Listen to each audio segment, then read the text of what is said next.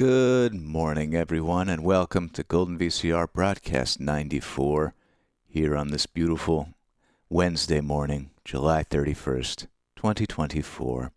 Let's get into some videotapes.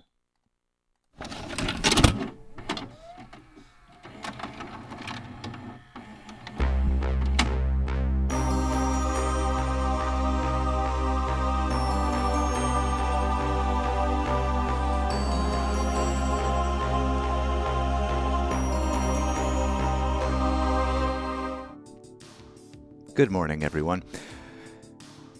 We're looking at a chill broadcast this morning. I got a few new tapes on the website. Joshy D, our good pal Joshy D, sent in Eyewitness, Butterfly, and Moth, Rollerblade, Ready, Set, Roll, learn the basics of inline skating in 15 minutes, and most critically, Hip Hop Dance with Jackie Patterson. You can learn steps like the Roger Rabbit, the RoboCop, Cabbage Patch, Running Man, the Vogue, Alf, and the Mike Tyson on this beautiful hip-hop dance tape. So I added those to the website, and then we were that brought us up to tape number 665. So we have now added also tape 666. I don't know what this is. It says something about seals. It just kind of materialized in front of me in my room and became tape number 666, and then also this tape, which a few of you might remember. But to start us off today, I've got two choices for you. Oh. I guess they would be sentient. I mean, birds are sentient, right? Are birds sentient? Yes. Yes, birds are already sentient, right? Anyway, would you like to see PETsMART crate training the right way? Or all about heavy construction equipment with Hard Hat Harry? What's your pick, folks, for tape number 1? I'll make a poll. Tape, crate, hard hat. That's a 1-minute poll. Go ahead and make your voices heard.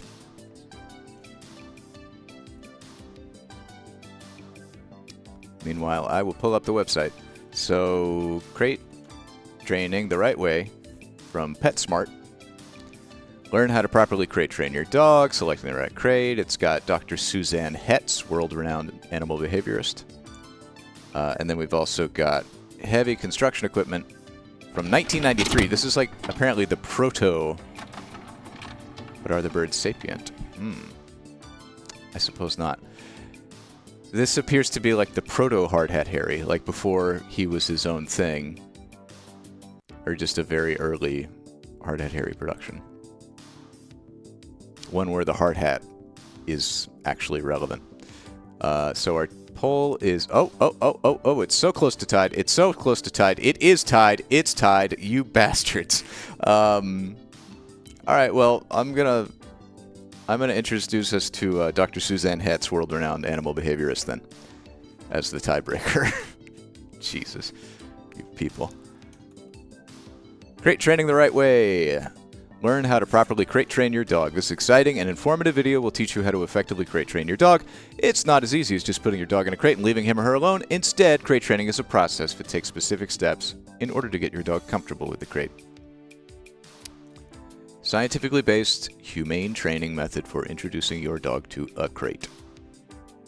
Cool. Let's do it.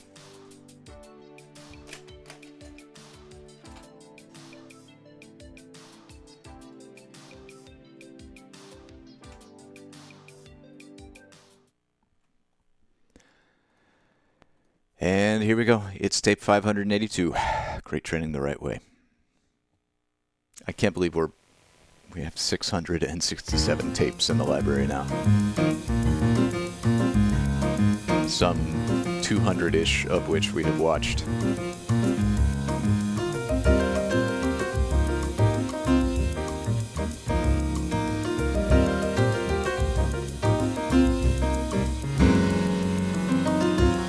Impact.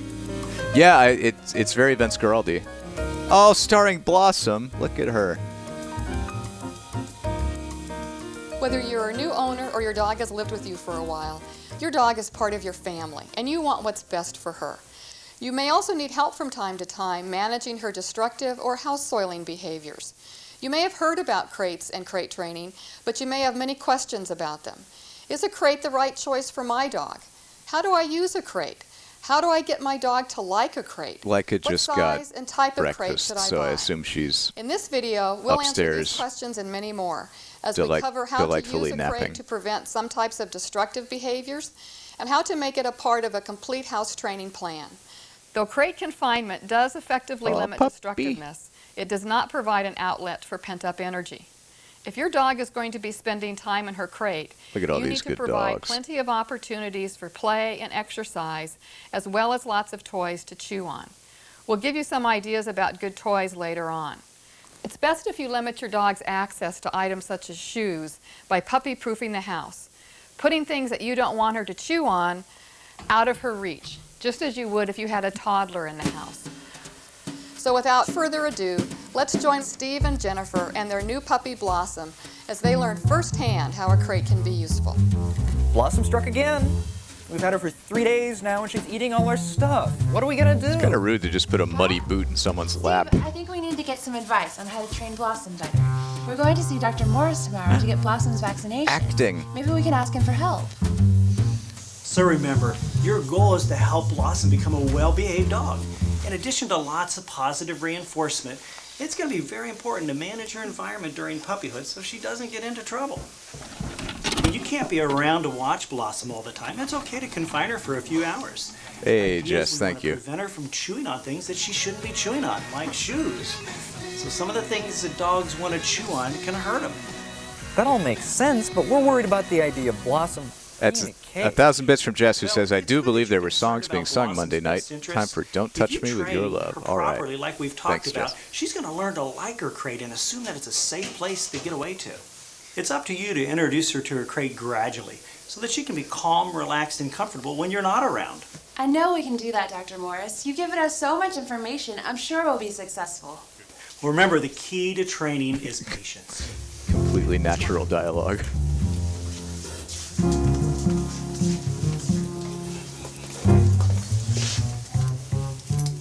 You don't want to rush into the steps that we described today. You know, Blossom's a very smart dog. Take your cues from her. She'll let you know when she's ready for the next step. A crate is one of the best management tools we have, but it's not a babysitter. You can think about it as a playpen. We want Blossom to grow out of her need to be crated all the time. Parents getting the crate lecture? Yeah, I'm kind of nervous about it, though.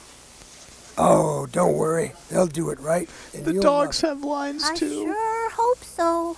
Well, we'll check back with you next week. If you have any questions, feel free to give us a call. Thank you for all of your help, Dr. Morris. This is better than I think we're ready expected. to start training Blossom now. You bet. All of We're this by is Blossom's first crate authored right now. by Dr. Suzanne Hetz, the world-renowned animal behaviorist who we met at the beginning. Oh, of course they go to PETsMART. Okay. Hi there, only my fair. name's Corey. How can I help you? Hi, I'm Steve. This is Jennifer. This is Blossom. Hi. We're looking for a crate for her. Well, hey there, Blossom. How you doing? Why don't you come right back here? We've got plenty of crates.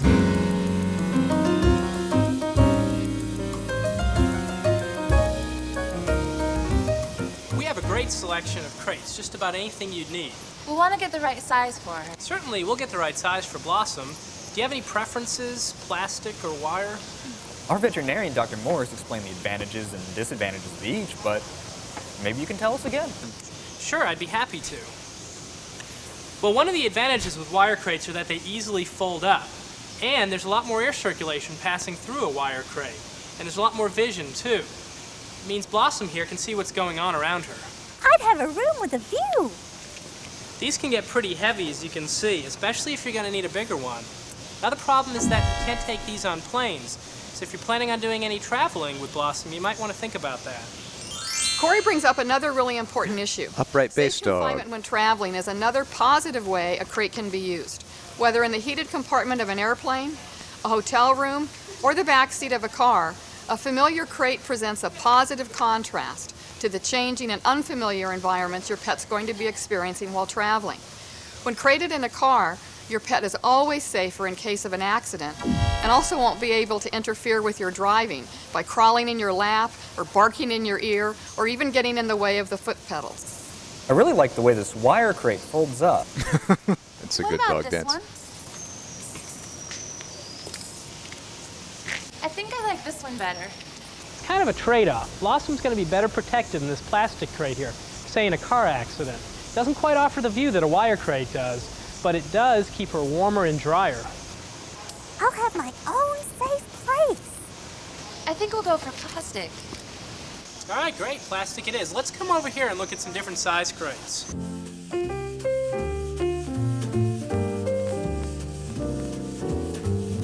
Let's get her something small and cozy. How about this big one? She will grow into it. What do you think, Corey? Well, you both have a good point. Bottom line is that Blossom here needs to be comfortable. She needs to be able to stand up, turn around, sit down, and lay down quite comfortably in her crate. This is kind of similar to the crate we were looking at earlier. It'll be perfect for her right into adulthood. Beautiful. But if we get one that's big enough for her to Stand grow bark. into, will she sleep in the front of it and soil in the back? Well, that usually doesn't happen. Most dogs see their entire crate as their sleeping space, unless they get frightened or if they're left in the crate too long. If it does happen, your dog soils in his or her crate, what you can do is call a veterinarian, a behaviorist, or a trainer. They'll be able to help you out with that. All right, let's get the one that fits her when she's full grown. If Mom likes it, then I like it. Bigger one it is. All right, no problem. I'm going to go ahead and take this up front for you. I'll meet you at the register. Let's go check out the toys. There's always a chance that your dog will come to associate being crated with being left alone. To combat this, the only time that your dog should be able to chew on a special toy is when she's crated. We recommend using a goodie ship, a goodie ball, a biscuit bone, or a Kong toy. Each of these toys can be stuffed with small amounts of special tidbits. Dogs really like these toys because they have to use their natural behaviors, such as chewing, pawing, and licking to get the food from the toy.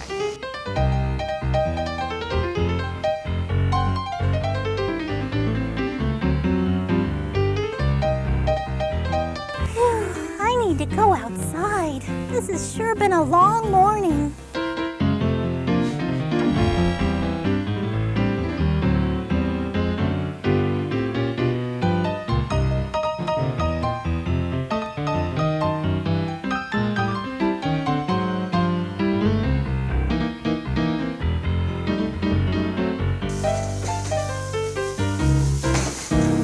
Blossom needs to go outside.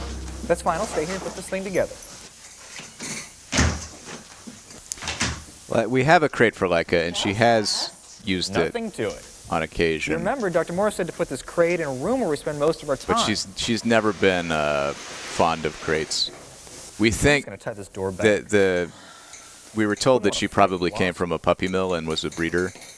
So we think she was probably kept in crates for the Besides first being few a great years of tool her for life, house like, training your dog, crates are also constantly. a safe place for dogs to retreat to during times and in a of very stress. stressful and Making traumatic the crate comfortable environment. inside So with a that's soft, probably why fluffy she's towel makes very a great anti-crate. addition. Think of your dog's crate as a piece of dog furniture.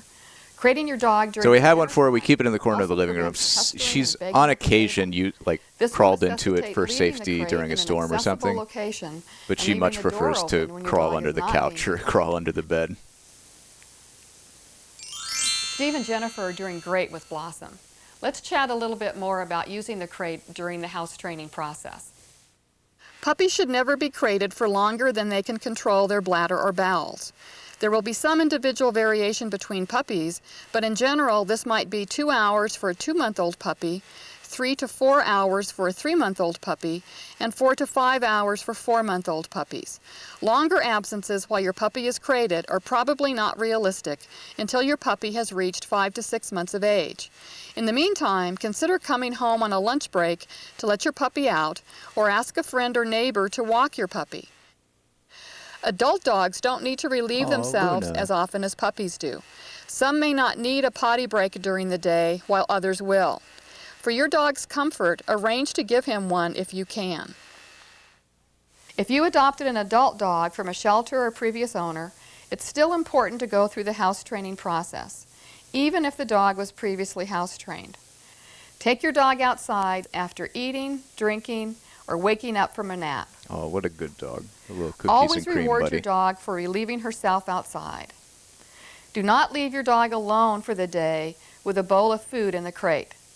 Water should always be available, even in a non-spill dish if necessary. Remember, the key to house training is consistency. Properly introducing Blossom to her crate is absolutely essential. From the beginning, you'll want to associate good things with the crate. For example, enticing treats, positive tones of voice, all these things will help encourage her to go into her crate. Be patient with her. Practice until she enters her crate willingly, without any signs of reluctance. When this has occurred, you've accomplished the first step. This usually happens fairly quickly, but for fearful dogs it may take a little longer, up to several days. But to help Blossom know when it's time to go into her crate, you should use some consistent words or phrases every time you put her in her crate. Something like crate up or kennel. Just be sure that you always All right, use dogs, the same word crate every up. time you ask Blossom to go into her crate. Where are we crating, boys? A favorite toy, especially if it's baited with some peanut butter or cream cheese, makes an excellent positive association between the crate and that tasty surprise. Once Blossom is going in and out comfortably, try closing the door for brief periods. Don't leave the room so she'll be reassured by your presence. After a while, Blossom will learn to be calm with the door shut.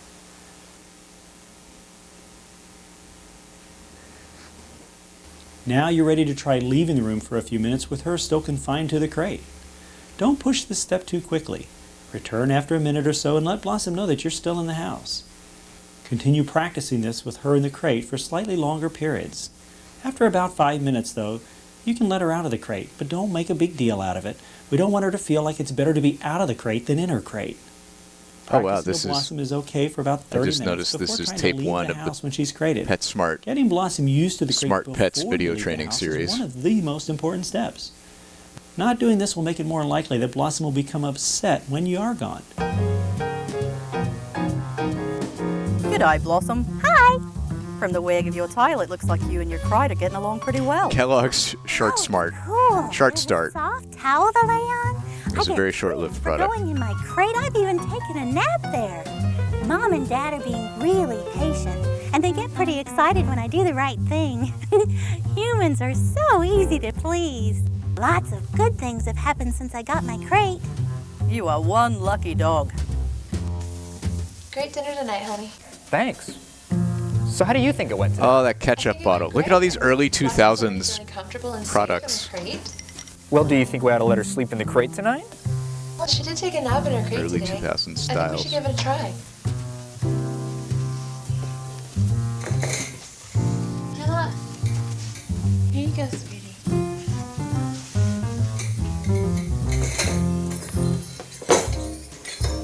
Good night.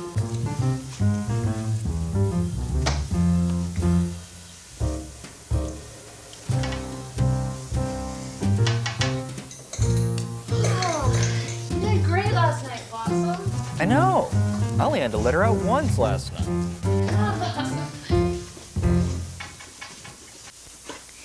It's almost time for the big event. This is the first time that we're going to leave Blossom alone in her crate while we leave the house. Okay, I'll go get her special toy. Nella. Girl. Yeah, Leica has always been a bed dog. We'll be back in less than an hour. We didn't really plan on that. We had a bed for her, and we're gonna let's have go. her, you know, sleep on her bed on the floor. But she was so pitiful when we got her, and she just crawled right up and Favorite. curled up between us for safety, and we didn't have the heart to Hey, make did her you do miss us? anything We're else. back. Wow, that was fast.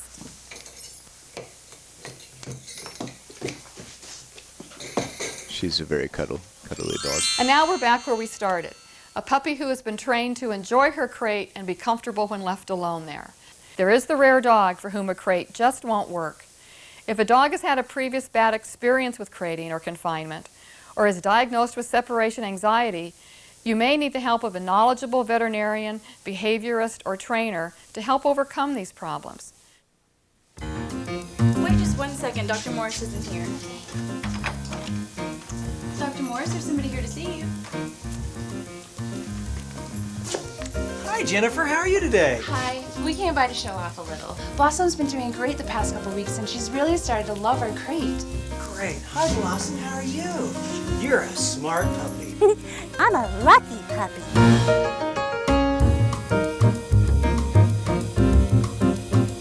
This was very cute and much better than I thought it would be.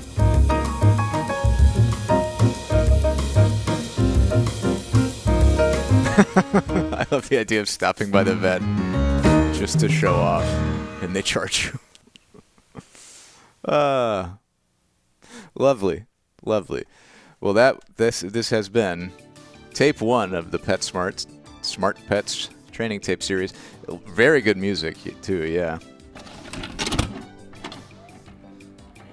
Ooh, 1,000 bits from Will Peters requesting the C.W. McCall, Durango and Silverton train song.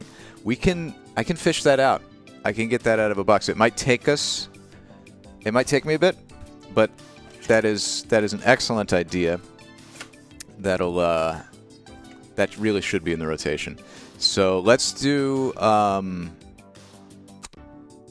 Don't Touch Me, right? And then we'll watch All About Heavy Construction Equipment with Hard Hat Harry, and then while we're watching that, I'll go grab the Silverton tape. We still have Donut Man tapes that we've watched previously. We don't have any new ones, but they're in boxes. If there's something particular you want to hear, cool. Let's check out a brand new rendition of an old favorite.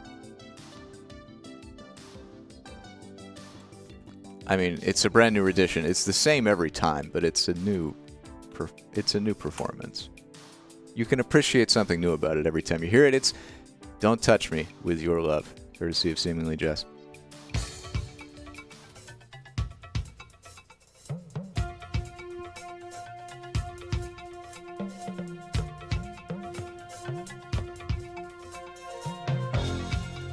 So let's see, Durango and Silverton was broadcast 14. Okay. So that's at the bottom of the pile.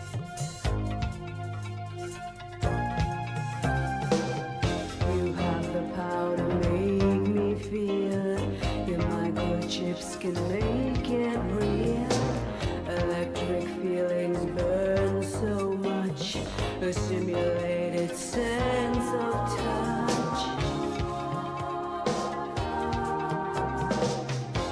Don't touch me with your love.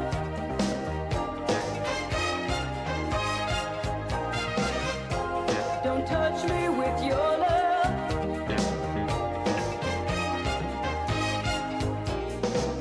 The ecstasy drives me insane, collapsing in exquisite pain. The vibrant dreams of nature's way lie smoldering in ashen gray.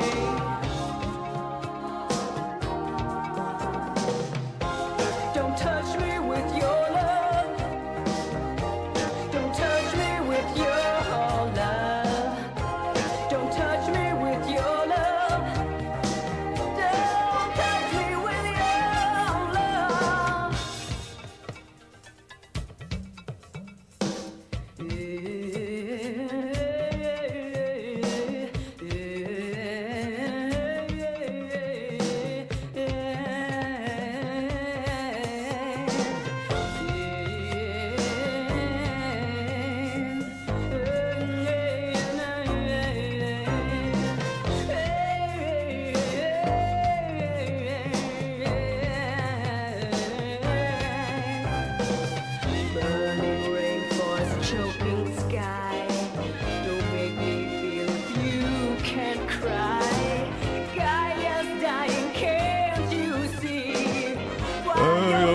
Tell me.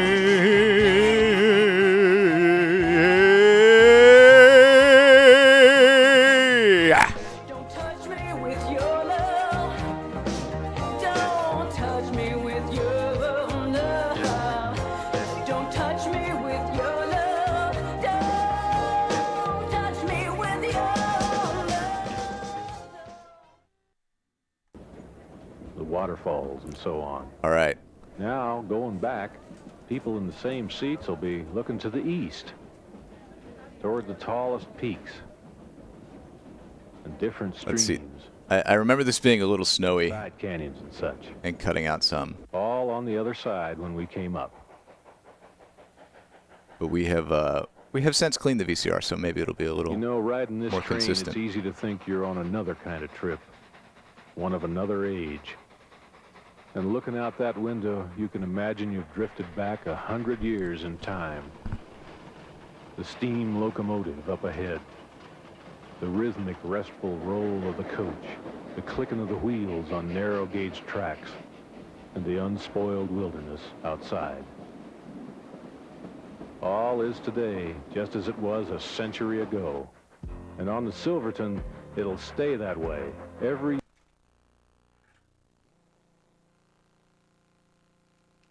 All right. We found it. on narrow-gauge tracks and the unspoiled wilderness outside. All is today just as it was a century ago. Thank you to Will On Peters Silverton, it'll stay that way for bringing us every back year, to the all Durango and year Silverton round. song. Those glory days you never got a chance to live are still waiting for you on board the Silverton.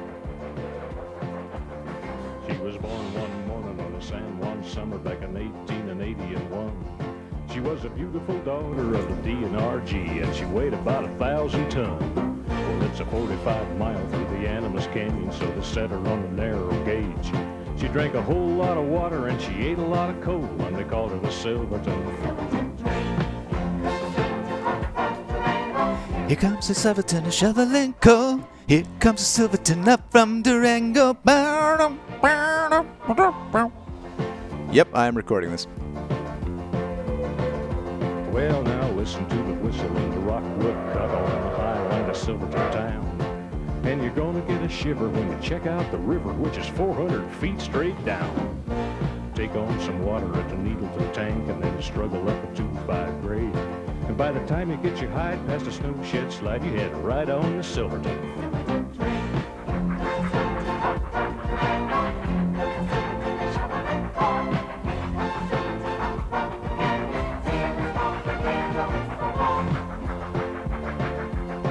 This tape was from 1984. This is C.W. McCall with not his most famous song, because that was Convoy for sure, but maybe his second most famous song.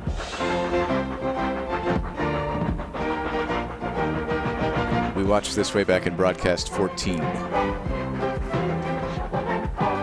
Which was, geez, January 1st. Ah.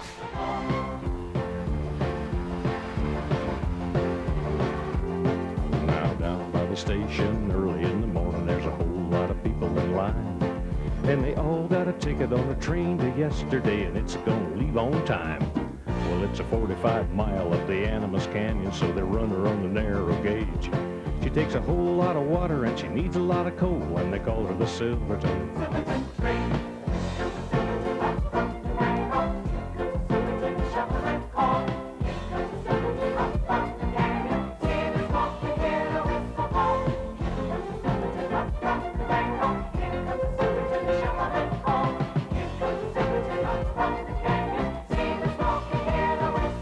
Right to Train, P.O. Box J, Durango, Colorado. Remember, see, we used to have AOL keyword train if you wanted to learn more about trains, and nowadays if you want to learn more about trains, you Google train on the internet.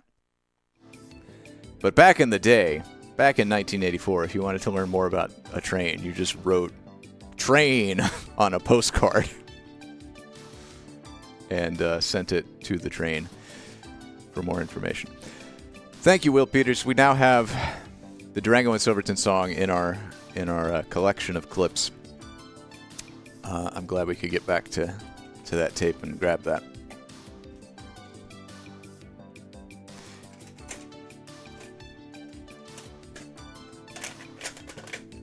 So, what next? I think we should satisfy the Hard Hat Harry lovers who tied in our poll. This is these bustin' bulldozers. These bulldozers are bustin'. Learn about excavators too. Clam diggers, forklifts, compactors, and much more for ages 2 to 80. We certainly need to update that list on the website. Yeah, it just takes some doing. I haven't gotten around to getting through all those clips. The title is slightly different on the cassette. Construction for kids. I'm ready for these bustin' bulldozers. Are you? Let's do it. Travel along. We're gonna travel along with Hard Hat Harry. What are we doing? Heavy. Travel along on a magic ride with Hard Hat Harry, the construction genie, as he shows you the biggest, baddest, most awesomest construction equipment in the whole wide world. Watch a backhoe front loader use his nose to push a heavy boulder out of the way. See a 260-foot tower crane that can lift 16,000 pounds or 8 elephants. There's a king-size hammer called a pile driver. The wacky, weird barrier mover. Ooh, a logo.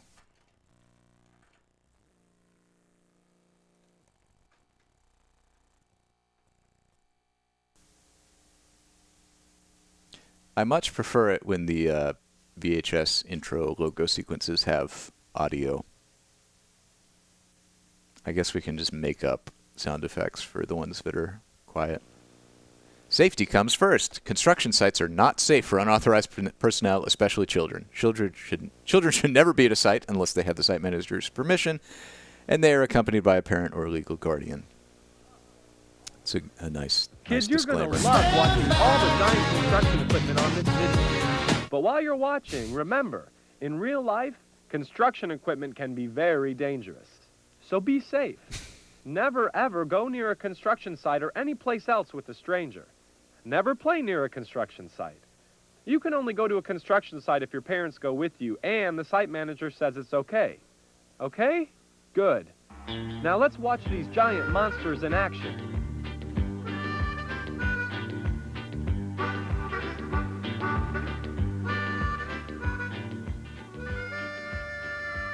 Real life giant Okay, it's all about heavy construction equipment. It's real life giant construction equipment for kids. You see that big yellow monster over there? It's a 520 horsepower D10 bulldozer. Big as a house. Our house? Yeah. Hey, one of the workers must have left this old burners behind. Oh my god, it's the origin of Hard Hat Harry. Still something in it. Yeah, Rose, probably rotten, stinky chicken soup. Oh, hooray, child labor. Oh, boy, that... Look at that freeze frame. Hard Hat Harry's a genie. It all makes sense now. I get it. I get it. Oh, it's that bulldozer's birthday. That is a horrifying, gritty reboot reinterpretation of a Mega Man boss, for sure. Oh god. Let's take that again.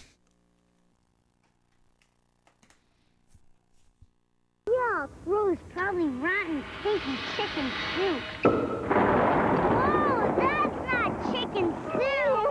Oh, man, I gotta get a bigger thermos. Oh, he has genie pants. And the Looks genie like I turban. got 2 masters this time. Pleased to meet you.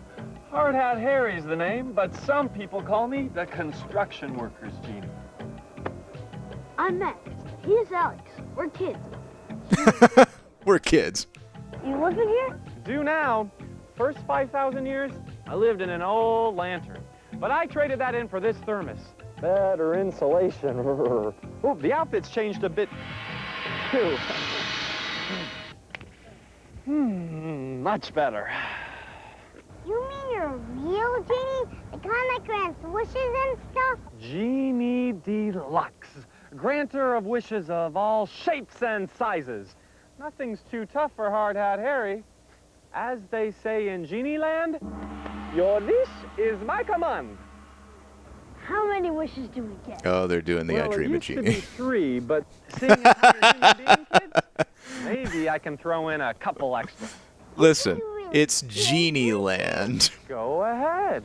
Try me. Just Genie Land. Yeah. We have a huge wish, Hard Hat Harry. We want to see the biggest, baddest, most awesomest construction equipment there is in the whole wide world. Bustin' bulldozers! Oh, why didn't you say so? Here we go. We might have to travel a bit. We're Are busting. you boys carrying your flying carpets? No. No? Oh. Well, then I'll just have to sprinkle you with some magic gravel. Here, you better put these hard hats on. Magic gravel can be a little rough on the old noggin. Okay, guys, close your Right, eyes. just pelting children with rocks. Pebbles and gravel and soil and stone. This is Hard Hat Harry, and I'm not alone. Max and Alex are We did here watch with the me, Doodly Doo and song. gigantic equipment is what they want to see. So give us the power to fly far, far away and show us the big stuff and show us today! Yeah, the genie magic is a much more prominent feature of Well, this original Hard Hat Harry tape. Stuff, all right. Yeah, big hole in it. I think the first one we watched was the NASA one, where they're at And when it's Kennedy done, Space Center, a giant skyscraper will be built here. and he's just like, yeah, I'm a genie. This is a space shuttle. Watch out! The big bulldozer's coming this way! Big machines like bulldozers that dig up soil, rock, and sand are called excavators. You can see the front pusher blade on this dozer and the special triangular tracks, or crawler treads, that give it better traction. Oh, this and just gripping makes me want to power play on dirt Blast and Core. mud. A single bulldozer can do the work of hundreds of men with It's on shovels in Nintendo a Switch lot less Online time. in 64. It's a good game.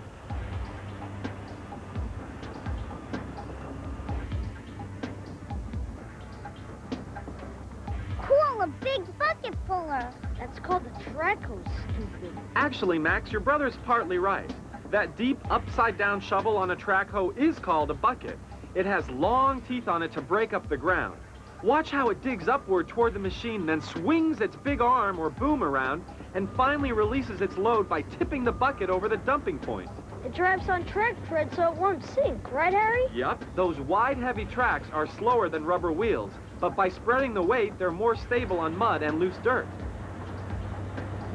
You know, boys, track hoes are also called backhoes because of the way the bucket pulls back like a hoe when it's digging. Looks like the track hose are passing Backhoes and track hoes. Give that man a lollipop. Exactly, Alex. The dirt from the lower part of the hole is brought to a higher point by the track hose. Then the top track hose swings its huge bucket all the way around and drops the load into a waiting dump truck. That enormous bucket can hold almost a ton of dirt. Look, the bucket's almost as big as the entire dump truck. Maybe it's just a small dump truck. Hey, who's calling me small? Who said that? Whoops, I forgot to tell you, boys. When you travel with me, lots of amazing things can happen. Like construction equipment can talk. Oh, we're getting a Mighty Machines shtick Yeah, now. I can talk. Now, who called me small? Was it you, Pipsqueak? Sorry, Mr. Dump Truck. Gotta watch what you say around here. Oh, he's just a little grouchy because he's been working so hard, Alex. Let's go over and see the truck bath. Truck bath? Big dump trucks have to go through a tire bath before they leave a construction site. That's so they won't drop rocks and chunks of packed dirt from their tires I've onto seen- the roadway where they could damage cars. I've seen huge, Safety like, is always the city first block, concern on skyscraper-sized construction sites before, That's right, Alex. like in London. Hey, put me down, put me down. Another But I have never, and they're huge. It's incredible how, like, let me go, the scale of the operation. When they're excavating, like, an entire city block down like this for this huge foundation. Doesn't want to go. Wow, that tower crane can practically touch Oh, is that DC? It's more than 260 But yeah, feet high, I've never thought about how they have to get all of that dirt out of the hole. Smaller cranes. That cross piece is called the runway. A trolley glides along its length, hoisting up to 16,000 pounds on steel cables. That's equal to the weight of 8 African elephants. Okay, down, boy, down. Hey, you with the white hot hat. Or 11.4 Asian elephants. Don't just stand there. Do something. Hey, Harry, they're setting up the pile driver over there. What's a pile driver? Well, let's go see. Hi, kids. Hi, Harry. Uh-oh, he's talking too. I'm Pete the pile driver. Let me tell you a little about myself. Pete, just tell us what's going on now. Oh, well, the groundmen here are guiding my steel form or support cage into place, which will keep the pile from moving around when I slam into it. Piles are long, thin pieces of steel. They form a strong base or foundation. When I lived in downtown Birmingham, they had demolished the entire block next to our apartment building, and we're building a mixed-use residential condo Are you part of a crawler crane? apartment building. I'm attached to a crawler crane. And Mac. for several months straight, they were just running the pile drivers nonstop. It's connected near the top of the crane's tall boom. I mean, they, well, not like 24/7, but every day. Whammo! You would just hear that pile 6 inches clang, at a time, even into clang, I'm clang, a powerful dude. clang, Be careful, because they're just hammering Don't these worry, Alex. foundations, I won't hit him. these He's piles just into the getting ground. ready to remove the hoisting belt from the pile and pull the steel form clear. Then he'll set up another pile for me to whack. It's fun. Thanks for visiting.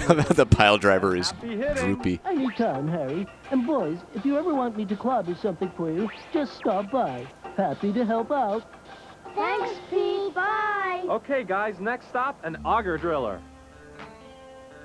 That thing's weird looking. The auger driller bores holes into the ground for well casings and pipes. Bottom part looks like a big screw. That's the screw section of the drill bit, Max, and it's huge, 16 inches across. The straight part is called the shank. It turns around and around, connected to the main machine by a strong gripping jaw called the chuck. It's like Dad's hand drill at home, but 1,000 times bigger. Yep. And look how the operator sits at the side where he can monitor the machine, work the controls, and watch the drilling all at the same time. Hey, here comes my favorite part. When the drill gets clogged up with crushed rock and dirt, the operator pulls it out of the hole, swings it to the side, and by reversing the direction of the drill, presto! It's clean! Oh, man, can we see that again, Harry? Sure. Here's instant replay. The magic way. Then it's back into the hole where the auger can dig as far down as 60 feet deep. But we won't wait for that. Why don't the three of us go see a clam digger? That thing digs for clams? They just call it that, Alex, because the bucket opens and closes like a clamshell. What's it doing anyway? Looks like the clam digger is removing sand, silt, and mud from the access shaft of a tunnel. The groundmen guide its big jaws into the center of the hole. The clam digger is attached to a crane, too. That's right, Max. Cranes have lots of uses on a construction site because they're so good at lifting heavy things to high places. Yuck, that stuff's gross. It really is messy, Alex. That's why the clam digger is such a useful tool. I have an idea. Let's go see some other ways that cranes are used on construction sites. Like here. Now that clam digger is definitely catching clams. There might be a few in there, Alex, but actually this clam digger is dredging out a channel for passing boats. Dredging? That means it's making the river deeper so boats won't hit the bottom when they float through. Right, Max. The barge next to the crane will be loaded with wet sand, silt, and debris until it's full. Then tugboats will pull it to a place where the muddy mix can be dumped safely. Wow! Only a crane could hoist a heavy metal platform like that up to a tall bridge. You got that right, pal. Nothing like a crane for lifting and lowering. Me and my crane friends can do it all day long, and we never get tired. Hey, listen to this. Let's sing it, boys. Oh, we get original songs?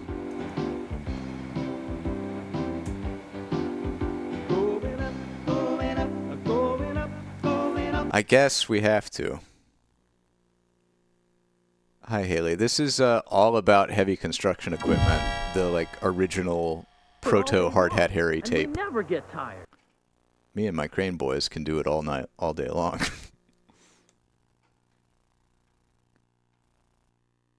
Only a crane could hoist a heavy metal platform like that up to a tall bridge. You got that right, pal. Nothing like a crane for lifting and lowering. Me and my crane friends can do it all day long, and we never get tired. Hey, listen to this. Let's sing it, boys. This is a 60-minute tape, I hate to tell you all. So they do have to pad it out with cool original songs.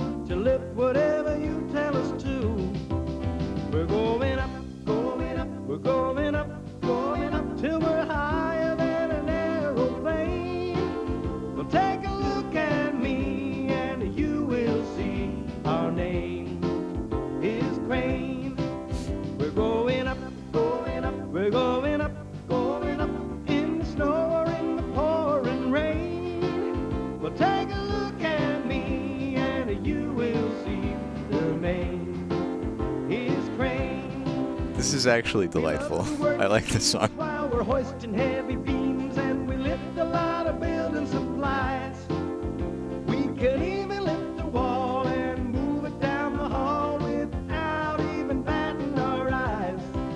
We're going up, we're going up, going up, we're going up till we're higher than an aeroplane. Well, take a look at me and you will see the name. Hey, Manitowoc. Take a look at me, and you will see the name is Crane. Hooray! I didn't even know cranes had their own song. That's a strange-looking bucket on that crane over there. Hey, you spotted a dragline bucket. Who knew man. cranes have their own song? Sometimes big digging machines like that crane are just too heavy to travel over very wet or soft soil. Even with their wide track treads spreading the weight? Even so. You mean they could sink and disappear and never be seen again? I wouldn't go that far, Alex. But they might get stuck, and that would mean using other machines on the construction site to pull it out. Instead, they use a crane with a dragline to dig up the wet soil. The workers attach the enormous dragline bucket to the crane boom by a cable. Then the crane operator casts the bucket far out in front. Like fishing? Sort of like fishing, Alex. Then he reels the bucket in, letting it drag slowly along the cable line, gulping up dirt as it goes. The dragline is designed to fill itself as it's pulled across the ground.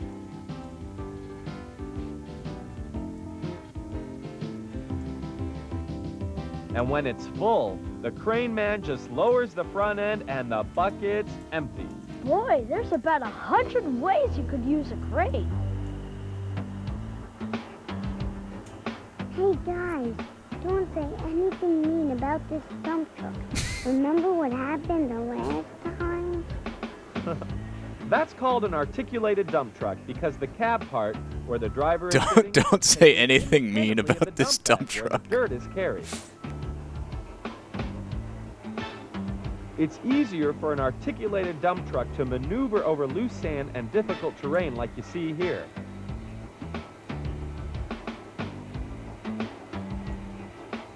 Let's watch it back up and dump its heavy load.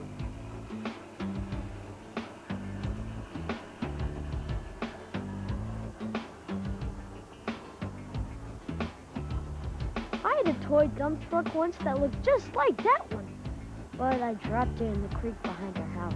Yeah, and you cried for hours. Did not. Did too. Hey, calm down, guys. Dumpy! Oh, it's Dumpy. Backhoe working together with the Look at off-road dump Dumpy. truck. He's so precious. How come we see one of those backhoes at almost every place we go? Good question, Alex. Practically all construction involves some form of digging or earth moving. The backhoe is able to dig tons of dirt quickly and efficiently. The less time it takes, the more money a construction company can save. And that's why they bring a backhoe to almost every work site. That dump truck will be back for another load later.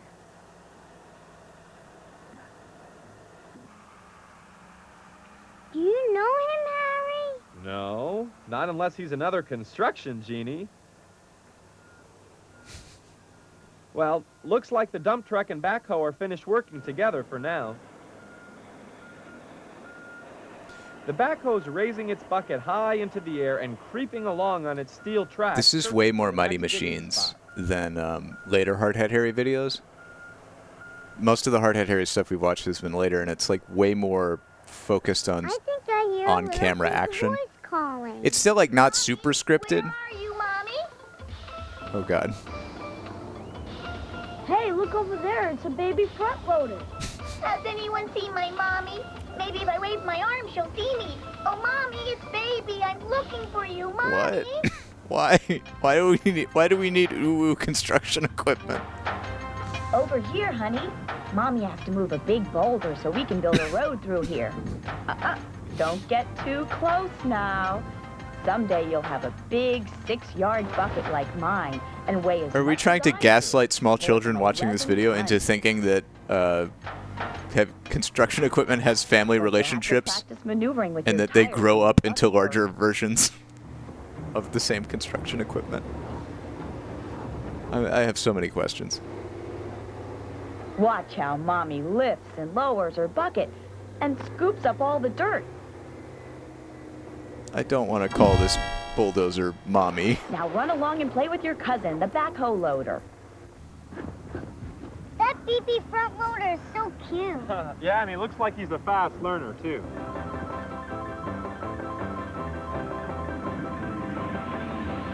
Hi, cousin. What you doing? Hi, baby. I'm just using my backhoe here to dig a trench. Special control levers move the cylinder arms that tilt my bucket. Why is he Elvis?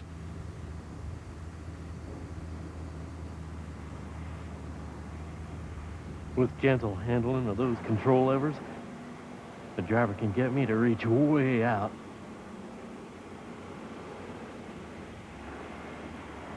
And pull way back in on that packed soil. A quick turn to the side, and my bucket's empty.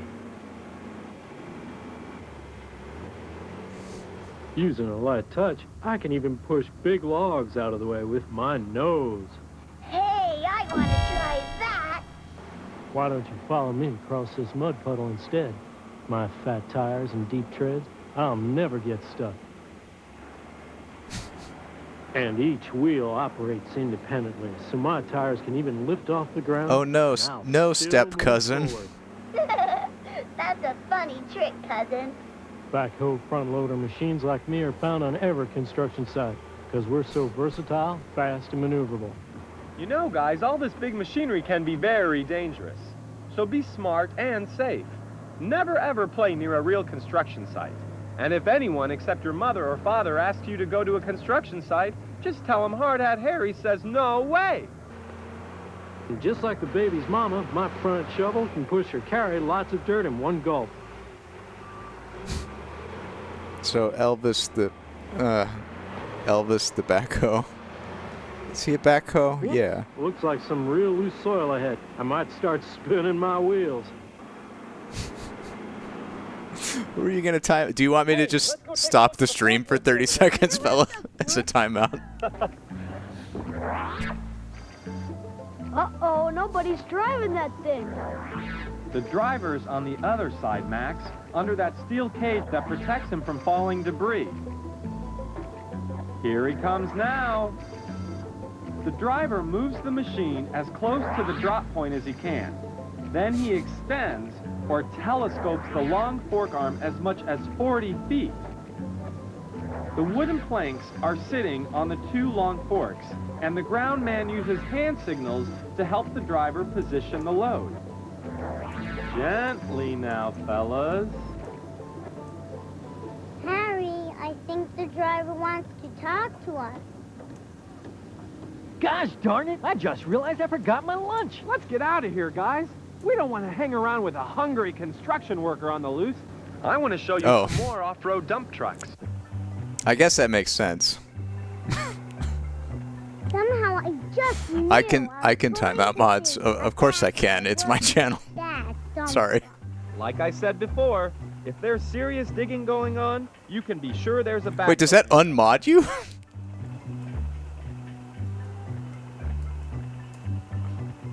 Whoops. And a monster dump truck, too.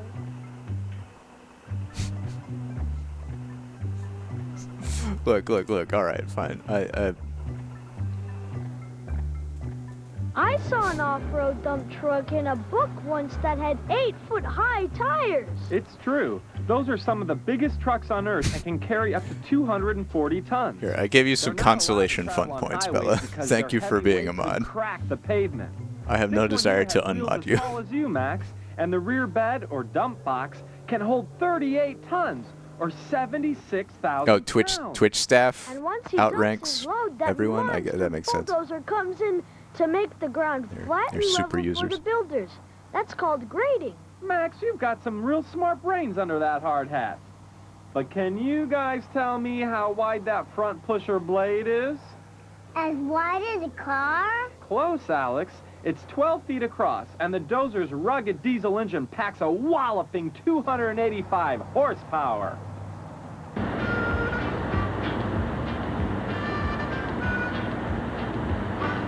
I never saw so much messy mud and dirt in my whole life.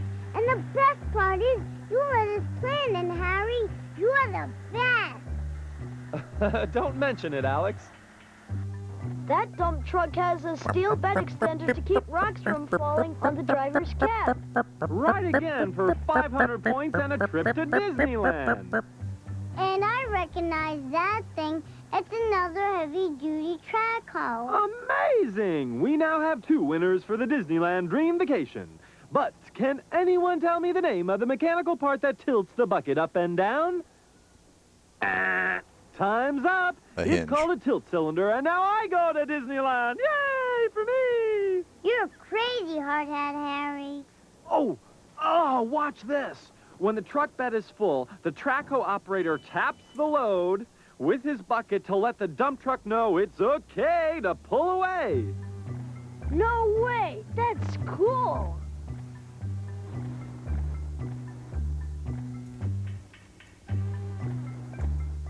You know, dump trucks move too slow for me. You boys don't mind if I just speed things up a little bit, do you? There's another kind of dump truck. Yeah, and there's always a backhoe. These are called 100-ton dump trucks, Max. They have long, rectangular dump boxes. You can recognize them because the dump beds look a lot like railroad freight cars. Whoa, check that out! The backhoe is actually pushing the dump truck along to give it a head start. I can do it. I'm a strong dump truck. I know I can do it. Oh, maybe me and my dump truck buddies can sing our favorite work song. Ready, boys? Oh, fun. The songs have been pretty good so far. Also, did it reject my ghost about Disneyland? I guess. These are called 100-ton dump trucks, Max. They have long, rectangular dump boxes. You can recognize them because the dump beds look a lot like railroad freight cars. Whoa, check that out. The backhoe is actually pushing the dump truck along to give it a head start. I can do it. I'm a strong dump truck. I know I can do it. Oh, maybe me and my dump truck buddies can sing our favorite work song. Ready, boys? Fill me up and tap my load. Let me know when it's time to go. I join my buddies down the road. We'll be back for our next load. We are the dump trucks. Love to dig some dirt. We are some dump. Fill me up and tap my load. 100-ton dump trucks. Yeah, we are some 100-ton dump trucks. Yeah, we are some 100-ton dump trucks. Hasta la vista, bajo. I think they need a truck bath here too, Harry. Those dump trucks trash this street. They have special street sweepers to do the job instead, Mac. Oh, doodly, doodly, doodly, doodly, doodly, doodly, doo. Give me a street to sweep to sweep. Oh, isn't sweeping so much fun? I get to turn my big brushes round and round, spinning and spinning. I don't like the street sweeper as much. Clean and neat. La la la la la la la. La la la la la la la. Hey, you! Dump truck! Stop! I've just finished sweeping there. Stop, I said. What do you think you're doing? Go back! Uh-oh, someone's in trouble. Well, now I think it's time. Mustache Man isn't sure if he should be in the shot or not. What is it? I'm a concrete pumper, friend. Once my 110-foot boom is fully Ooh, pump extended us. using that remote control unit, Pump I'm it. going to pump concrete. It takes almost 15 minutes just to unfold my boom, which holds the pumping hose.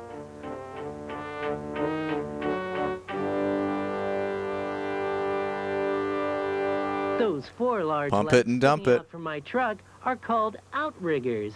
I use them for stability so I won't tip over when I'm pumping. Here comes a ready-mix concrete truck. Fill it It's and about tap it, time, pump it and because dump that's it. where I'm going to get my concrete. This is the from. message of What Hardhead are you Harry. doing, sister? Oh, just spinning along. I'm going to pull up close enough to pour my pre-mixed concrete into a rear hamper. Watch my chute come out. And we're gonna pump you up. Like you will. Ready? Aim. Fire! Concrete is made from sand, gravel, water, and cement. I mixed the concrete together while I was driving over here, simply by spinning the thick mixture in my colorful barrel-shaped drum. My drum never stops turning.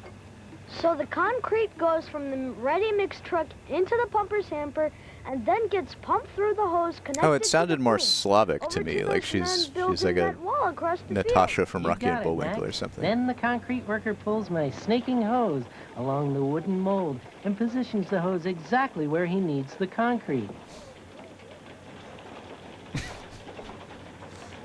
That man looks oddly When he gives disgusted me by the signal, hose. I take a deep breath and blow that concrete out at a stupendous rate of 70 cubic yards an hour.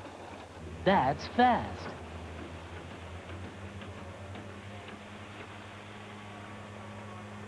Who are you waving to, Alex?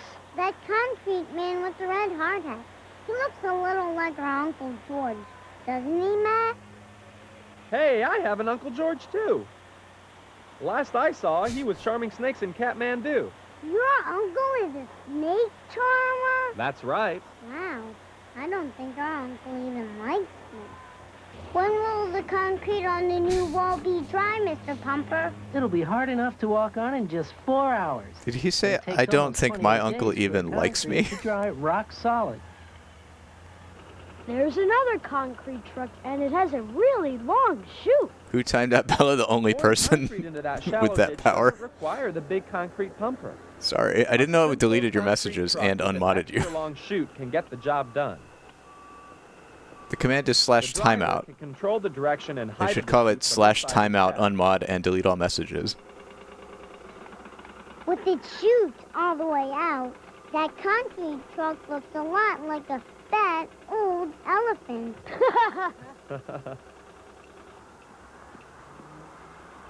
If you boys don't mind, I think I'll sit down and rest with some of my hard hat buddies over here.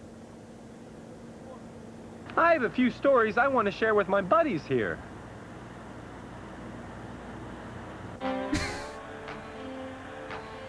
Hey, another all-four driller. The stories are not for children. Driller, Alex.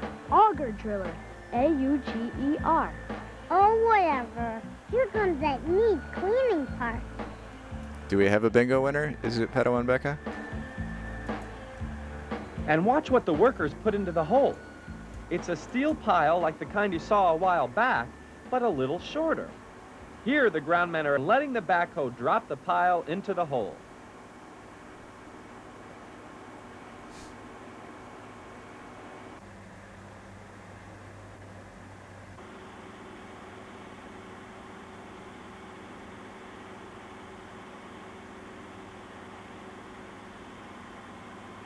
Then the backhoe bucket is lowered onto the All pile. right, And points pushes it to down Becca. even That's good farther. enough for me. Congrats.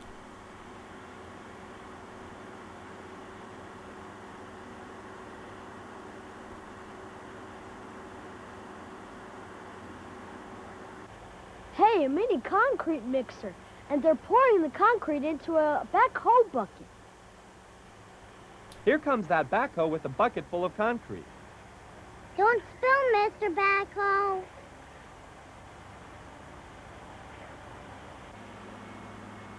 Into the hole that concrete will go to make the support pile stronger and stable for the new building they're going to erect here. We've seen backhoes do everything today. This one even delivers concrete. Wait, off in the distance. What's that I hear? Yes, it's an impact hammer. Okay, pal. Climb up here. And don't forget to wipe off your boots first.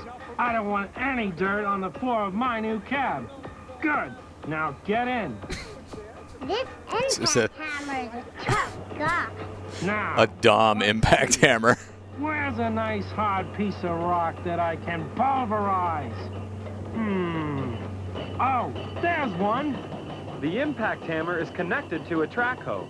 It takes two men to attach the long, pointed impact bit, which is made of super strong, hardened steel. At the end of the day, that guy's brains must be pulverized too. Yeah, I'll bet he gets rattled pretty good. I bet he has lifelong workplace injuries with no compensation.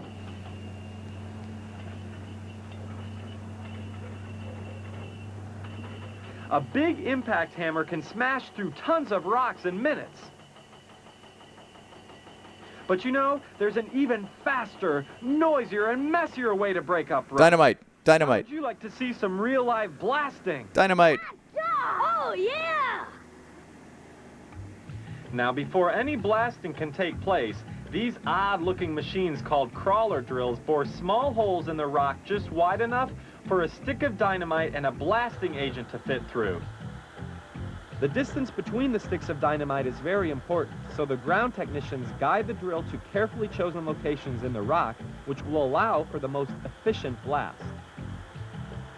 Then, the slow, closely watched drilling process begins.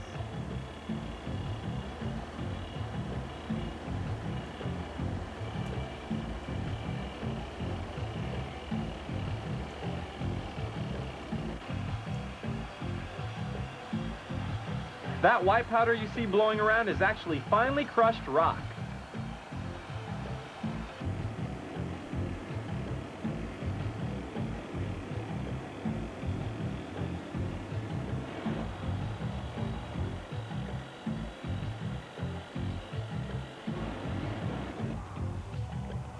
Careful, mister. That's dynamite. It's okay, Alex. It's not dangerous until he attaches a wire to the top and sends an electrical current to the blasting cap. Right. I think my First, he drops the banana dynamite friend into has the been hole rejected along with the on special suspicion white of blasting terrorism. gel and packs it all down tight.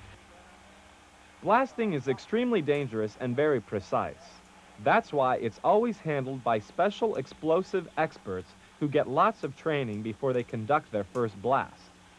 It's these experts who decide how far the Oh, dynamite no, will damn be it. placed from each other and What how do I much will do be here? It's that stupid bug again. I have to just restart stuff. Channel ID space exhausted. So nobody is going to light a fuse? Only in old Western movies, Alex. Today, blasting is a sophisticated science. The actual detonation is done with electrical impulses that travel through those wires leading to the blasting caps. When everybody's at least 500 feet away and the warning horn sounds,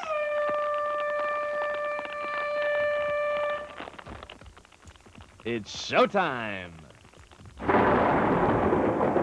Oh, awesome. I've got to see that again. Yeah, please, Harry. Another big bang coming right up. 5, 4, 3, 2, 1. The workers wait for the all-clear signal, and after the blast is passed, you gotta clean up the mess. Is that the all clear signal or the warning or the... Handle that job, preparing the Or they're just, area fuck for a yeah, new we road. blew it up. Air horn. Some I of don't this know. rock you see might even be ground up and used to stabilize the area on the side of the road called the shoulder. As you can see, guys, it takes a lot of time and machinery to build just a few hundred feet of roadway.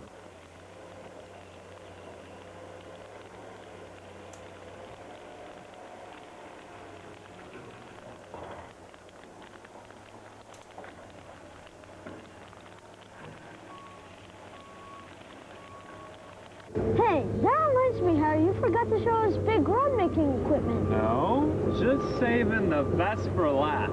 Let's go.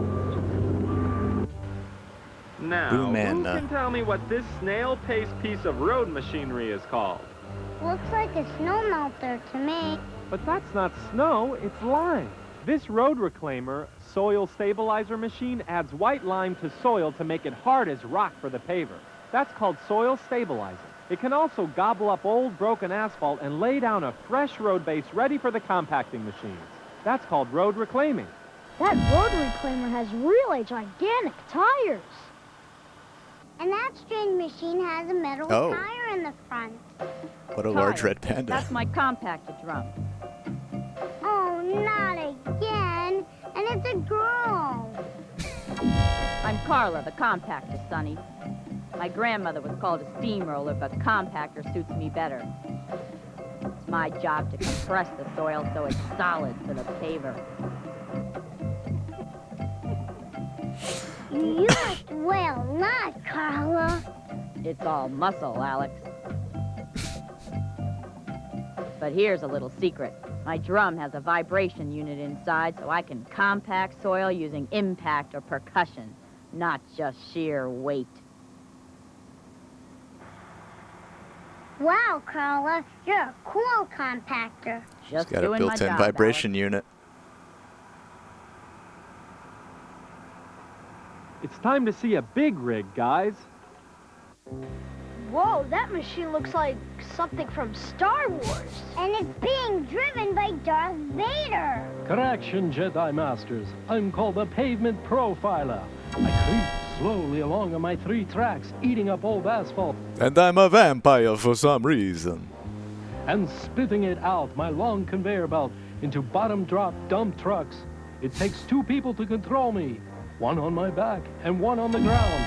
With my 264 tungsten carbide teeth, I can cut a path up to 16 feet wide and 15 inches deep. No one can stop me either, because I weigh 148,000 pounds. And when I'm done gobbling up miles of roadway, my friend, the paver, steps Don't in. know why he's Bela His Lugosi. voice was kind of scary. Don't mind him. He's always trying to scare little kids. Stick with me. I'm a paver spreader. Watch this. I'm going to splash some wet concrete on that bossy guy over there. Got some in his hair, on his shirt, and pants, too. That was fun. Spraying that guy over there. Okay, back to work. The wet concrete is poured into my hopper, and then I pick it up and pull it into Dracu my bulldozer. Oh my God, that's amazing. Or a dump truck can spread some concrete in front of my paver part. And then away I go. It's been a while. It's called my oscillating float finisher. I use it to smooth over the new roadway. This is a link to our Discord if you happen not to be in there yet. You can see the ghosts in full detail in the ghost channel. And I'm always right behind you, paver. I'm a curing machine. I straddle above the road surface while my 2 tanks spray out curing compound onto the new concrete. The curing compound protects and seals the surface so we don't get any cracking when the road dries. I hate cracking. And I'm last, but definitely not least. I'm a texturing machine. It's my job to use my long comb to rough up the new road surface so it won't be too smooth and slippery when vehicles drive over it. Those teeth cut 3/16 of an inch into the fresh concrete. Just enough for skid resistance and rain drainage. It smells like tar around here. Look, there's why. Your nose found an asphalt paver, Alex. It kinda looks like the concrete paver. With some very big differences. The dump truck pours very hot asphalt into the hopper of the discharge conveyor belt. It doesn't look so hot. Oh, it is, my young friend. When the asphalt's put in the dump truck at the hot mix plant, it's 325 degrees. 100 degrees hotter than the temperature of boiling water. Is he doing Ren or Peter Lorre? Probably Peter Lorre. Still 300 degrees. Just the way I like it. Hot and black. What is asphalt anyway? Well, there's a lot of sand and crushed rock in there, but the main ingredient is actually a byproduct from the refining of oil. This byproduct, known as bitumen, is basically what Alex calls tar. I think I see steam. I guess the asphalt really is hot. The conveyor belt pours the asphalt into the roadway in straight, continuous piles called windrows. That's why I'm called a windrow asphalt paver. And that food thing is going to spread Yeah, why are they still... nice and evenly. They're really committed to the Peter Lorre voice. And then I drive right over it, packing it down into a smooth level. Also, hi, Joshy D. Good morning. Pretty soon, it's what you kickball players call blacktop. If I lay it down on a good We're watching, like, starter, the original Hardhead Harry tape from 8 1993. years, as old as you are, Max. We, Hey, that guy's putting I've it also in showed off your, pavement. the 3 tapes you sent in. I got them on the website so we can watch them. Up to the surface with the pointed dipstick, Alex. Between 2 to 4 inches is the ideal depth for a new layer of asphalt. Did you boys know that 93% of the roads in this country are made from asphalt? It's much cheaper to lay down a blacktop surface than one from concrete. So, except for airport runways and They're still doing this voice. concrete to support the weight of jet airplanes and heavy trucks, American roadways are basically paved with thousands of miles of asphalt. Thanks to me, of course.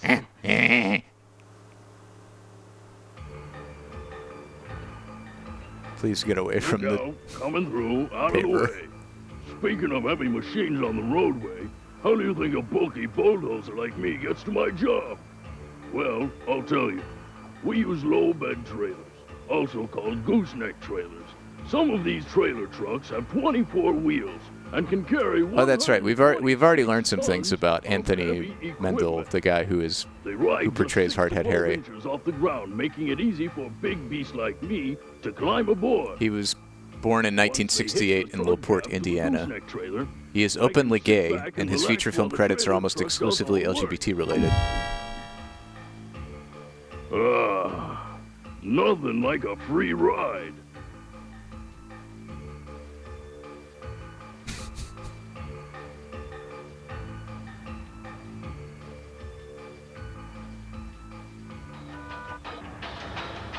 Even the giant profiler travels in this kind of style. Wait a second. It's a backhoe trying to pretend it's an asphalt spreader. I told you backhoe loaders were versatile. Seems like they'll try just about anything once. I guess no one else wanted to get too close to that super hot asphalt. Besides, they don't need a big paver for a little patchwork like this.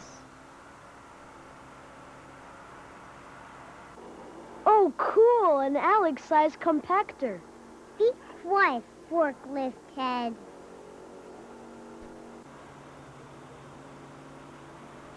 Hard hit area is really popping off. I mean, it's got bustin' bulldozers. What do you expect?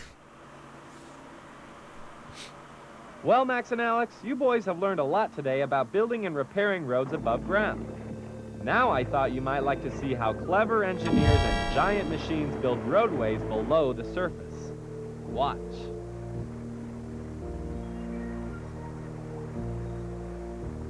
Is that thing gonna dig a tunnel? How smart you are. That's a tunnel boring machine, Alex. Huge and heavy, it pushes against rock and dirt from behind, while dozens of sharp spinning blades turn slowly round and round, cutting the rock. This tunnel boring machine has a nickname. It's the same name as a tiny little animal that digs tunnels all day long. Any guesses? A rabbit? Close. A groundhog? Not quite. Think really small with bad eyes. A mole! Yes! Lots of people call these gigantic tunnel makers moles. And I'm really a gigantic mole. 35 feet across. Bustin', bustin', bustin', bustin', bustin', bustin', bustin', bustin', bustin', bustin'. Feel good, feel good. Thank you. Through. Look how small these workers are compared to me. Of course, my sharp mole teeth have cut away a lot of rock and dirt. The debris is transported by moving conveyor belt through the center of my belly to miniature train cars. Then it's up to the surface by special elevators, where the debris is loaded into dump trucks for proper disposal. Oh, look at little Terror Twirls. He's so precious. His little chubby face. It's nice to be above ground again. I was getting a little claustrophobic down there. Yeah, and we're really above ground now. From 300 feet below the surface to 30 feet in the air, thanks to a bucket truck. Looks like our friend is installing new traffic lights at that intersection. They've been fixing the phone lines in our block all week with bucket trucks. I heard one of the workers calling his truck a cherry picker. Yup. These tall telescoping bucket trucks, or cherry pickers, are used for everything from repairing electrical cables to trimming the branches of big trees. Most fire departments have a bucket truck, too, for rescue operations. Like when they saved Jake from falling off our neighbor's roof. Jake is our kitten. I thought so. The bucket man is coming down now. He controls the upward and downward movement from inside the bucket. Metal.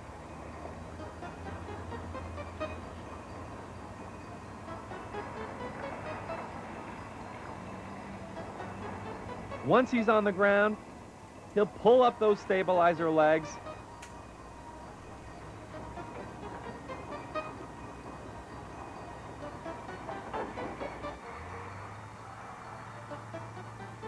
And off he goes to repair more I really like the music. It's been very inventive. Now who wants to see a big crawler crane lift a big steel girder? I do! Oh, Buckley.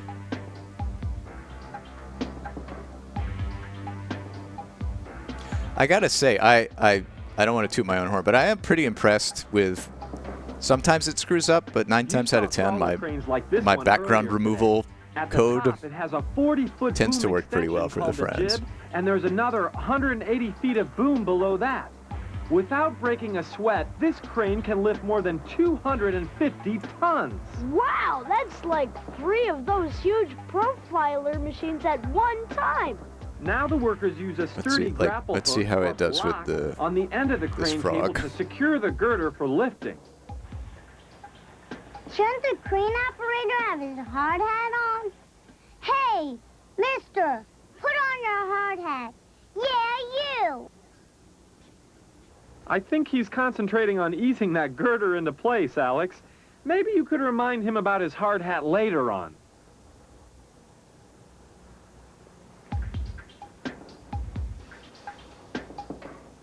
You don't want that 8,000-pound girder falling on your head without a hard Like so many hat. other pieces of very heavy equipment, this crawler crane creeps along on its wide steel tracks.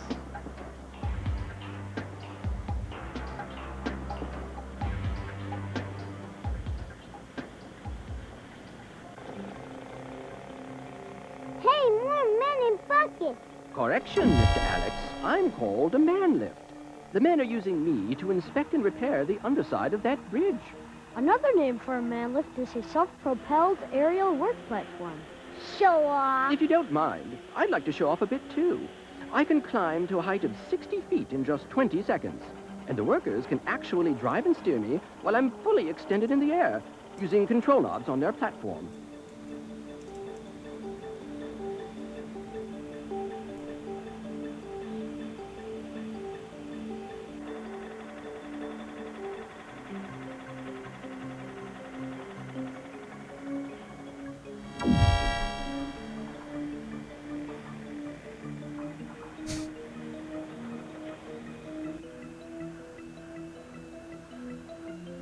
Wow, that's really up high.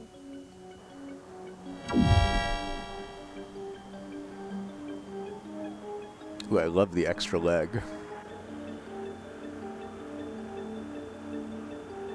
Okay, down I go. Each section of my boom slides into one another, like a telescope.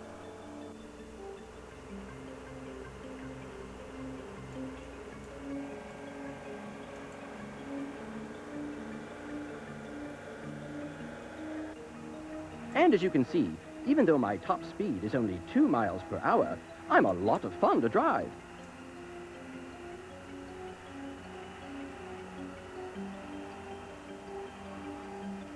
I'm getting hungry. Is there any food around here? Sure, there's a lunch wagon on the construction site. That's where the workers buy their coffee, donuts, and snacks. Look, Aw, I want a coffee and a donut. waving to us. Ask her if I can have a bite of her sandwich. Harry, can we go see that other crane on top of the bridge? Oh, yeah. Looks like they're laying down long steel support rods. Hear that beeping sound? It's a warning to let you know the crane is backing up in your direction. All construction equipment, even delivery trucks, make that beeping noise when they shift into reverse gear. What kind of crane is that? It's a rough terrain crane. Double show off. And remember what those are called? Feet. Outriggers? Stabilizer. You're both right.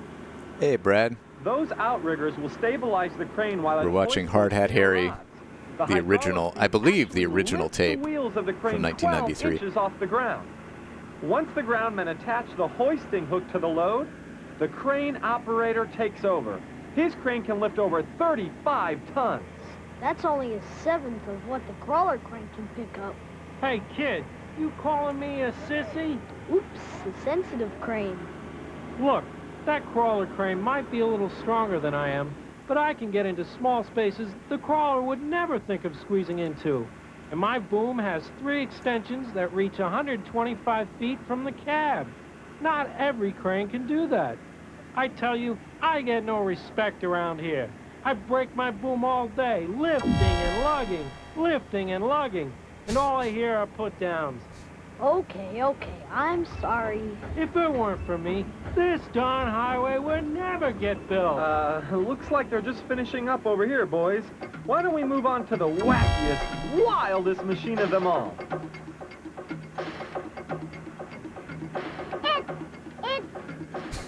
What is it? That's a very unusual... Toxic piece of equipment called a masculinity. It's just barrier mover, muscular, Alex. shirtless men. It sucks up those concrete barriers and shifts them from lane to lane, helping to keep traffic running smoothly during road construction. The barrier mover is turning that one-lane highway into a two-lane highway. Oh my God, they have a machine for that? That makes so much sense. That's really cool. So wicked. I thought they did it by hand.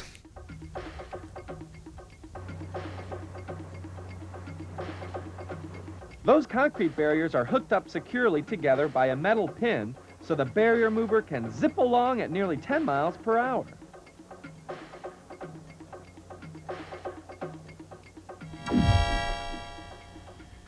I don't live in a place with a lot of bridges.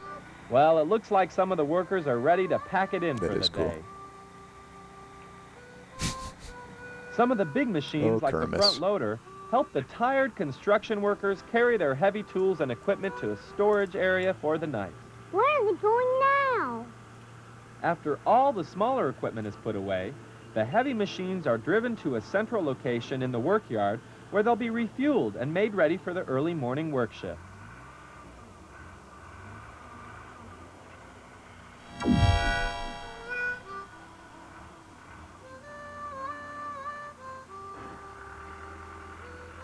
Oh, look at him drinking through a straw. That's beautiful. What do we see next, Harry? What you see next, Max, is your own front door. I gotta get you boys home before your mom and dad start worrying. Oh, please, Harry. Just one more. Please, come on. Oh, well, all right. Just one. Let's see if I can snap up something really exciting. Harry, it's a blast night again! Whoops! Not this exciting! Hang on, boys! We're out of here!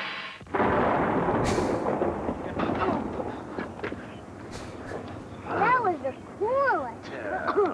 Yeah, we were nearly blown to smithereens. Oh, sorry about that, guys. I'm still a little rusty on my time travel. Which one of those monster machines were your favorites? I like the bulldozers, the highway paver, and that humongous dump truck. Wonder what Dad would say if I pulled into the driveway in one of those. I like the swirling concrete. This was a good tape. The baby loader and that weird barrier mover. Personally, I like that noisy pile driver. Reminded me of this old stone hammer I once owned in Egypt. Hey, did I ever tell you guys about my first construction job? No. I was working for this guy named Pharaoh, building these pointy things called the Great Pyramids. Well, I had to stack these stones on top of each other, and no one could figure out how to do it. Well, being a construction genie, I knew a trick or two, so I went over to the Pharaoh, and I told him that the best thing to do.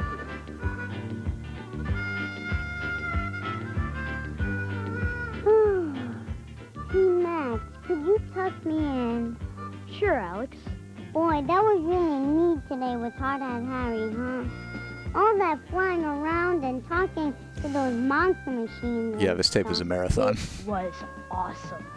You know, I don't think Mom and Dad believed us about Harry. Yeah, sometimes grown-ups are kind of weird that way. You tell them all about the cool magic stuff that happens to you, and they just stare at you like you're crazy. But it happened, right? It happened, Alex. It was real. Hey, Max, you know what the best part is? What's that? We still got a whole bunch of wishes left. Yeah. You know what the best part is? Now we can wander onto a construction site unattended. Hi, kids. It's Hard Hat Harry. I hope you enjoyed the video. And I want you to remember, no matter what, never go anywhere with a stranger. Never play near a construction site, and never go to a construction site unless your mother or father is with you. And the site manager says it's okay. HGV Video Productions Incorporated. That was all about heavy construction equipment, featuring Hard Hat Harry. I think I have noted your interest in Great American Rail Journeys, the Rockies by Rail. That will definitely be our next train tape when we get around to train tape. For now, though, I think Joshy D will be back, and I want to watch Hip Hop for Dance when he gets back. And so, in the meantime, I'd like to watch something shorter, perhaps Eyewitness, Butterfly, and Moth. How's everybody feeling about that? Also, the Ghost of Kermis Frog drink Tasty Beppis is just a quintessential ghost image. Like, I love it. This is Golden VCR. Whew. All right.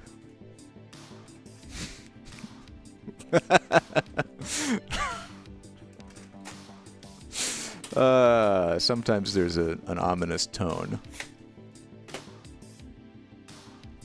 So my plan for the next 30 to 35 minutes is to play Eyewitness, Butterfly, and Moth, narrated by Martin Sheen, while I go make a cup of coffee, and we can hang out and chat and just enjoy some education. How does that sound?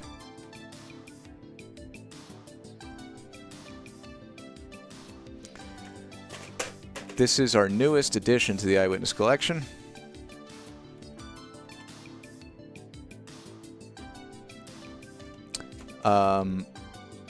Let's see.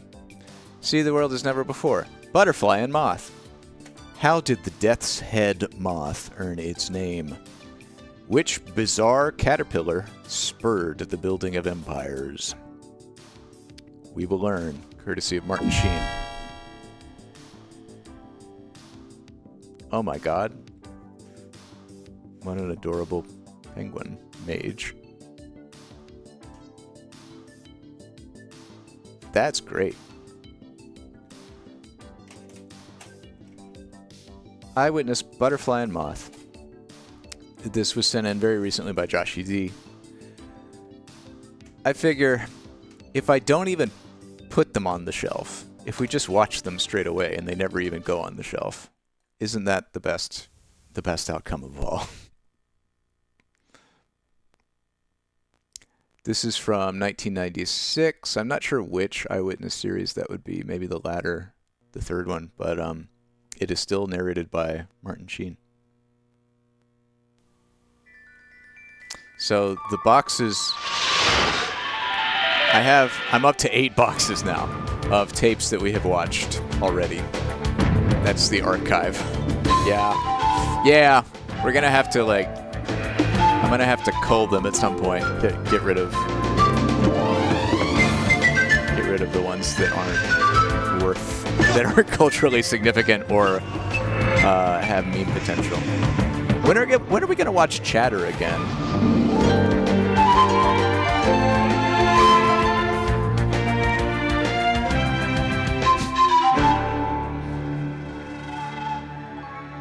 Flying flowers, living life in separate stages, butterflies and moths have captured our imagination.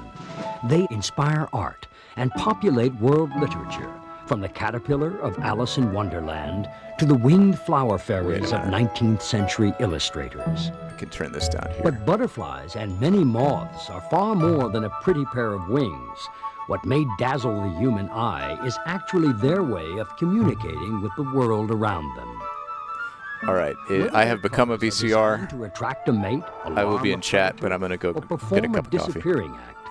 Butterflies and moths look the way they do for a very good reason: survival. At every stage of their 4-step life cycle, from egg to caterpillar to pupa to adult, they are equipped with a spectrum of strategies that make them beguiling survivors. Butterflies and moths are masters of display and deception.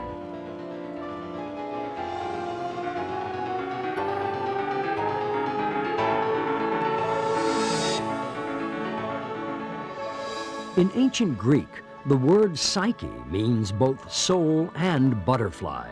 The Greeks believed that the human soul transformed into a butterfly while searching for its next reincarnation. Even today, as a symbol of the soul taking flight, butterflies are sometimes carved on tombstones. Butterflies and moths belong to one of the largest groups of insects.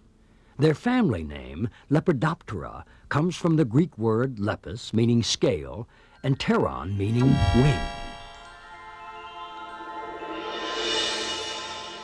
Unique among insects, their wings and bodies are covered with tiny scales. Magnified 100 times, these are much like shingles on a multicolored roof. It is these scales which add up to such spectacular mosaics of color and motion. Like a bird's feathers, the scales trap the air, empowering the butterfly with flight. Like all insects, butterflies and moths have a simple body made up of a head, a thorax, and an abdomen. Remarkable for their range of color, they also vary greatly in size, from a butterfly with a wingspan the size of a thumbnail to the giant atlas moth, as big as a dinner plate. The evolutionary curtain first opened on the moths during the age of the dinosaurs. The oldest fossilized moth is 180 million years old. Butterflies evolved 100 million years later with the flowering plants on which they depend. This butterfly fossil is 40 million years old. Scale-winged insects quickly spread throughout the world. Today, from the Arctic to the equatorial rainforests, our world is home to 15,000 species of butterflies and 10 times that many kinds of moths. It is the butterfly's power of metamorphosis, the ability to transform itself within its chrysalis from earthbound creature to winged beauty, that has always enchanted humans. Christianity associates the butterfly bursting from its chrysalis with the resurrection of Christ.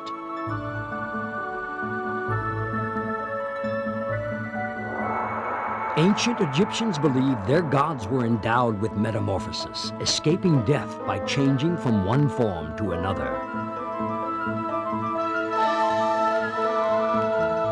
Within this egg, smaller than a grain of rice, a new butterfly forms. The ribbed shell contains the genetic blueprint for a majestic hero able to fly halfway around the world, the monarch. Butterflies and moths lay their eggs in ways to guarantee the greatest chance of survival. Some seek safety in numbers by laying in large batches. Others lay their eggs in a random pattern so that some will be overlooked by predatory bugs. Although eggs may vary in shape and structure, all have a shell tough enough to protect against parasites, yet at the same time allowing them to breathe and retain water.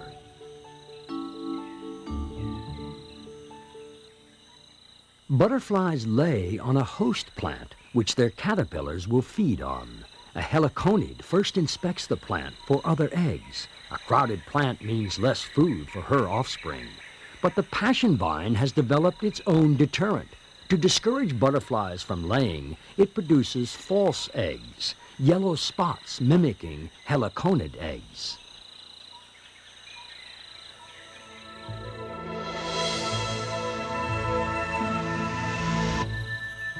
Although butterflies try to lay their eggs as discreetly as possible, when it comes to courtship, they're some of the world's most colorful exhibitionists. Using a combination of both sight and smell, when male meets female in the butterfly world, an aerial tango is often the prelude to mating.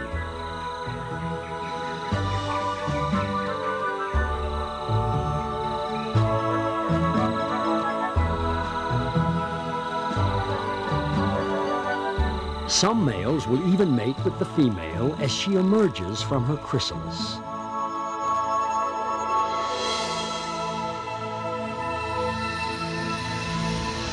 For most moths courting by moonlight, it's not color that attracts a mate, it's cologne. The female emits pheromones, chemicals which attract males.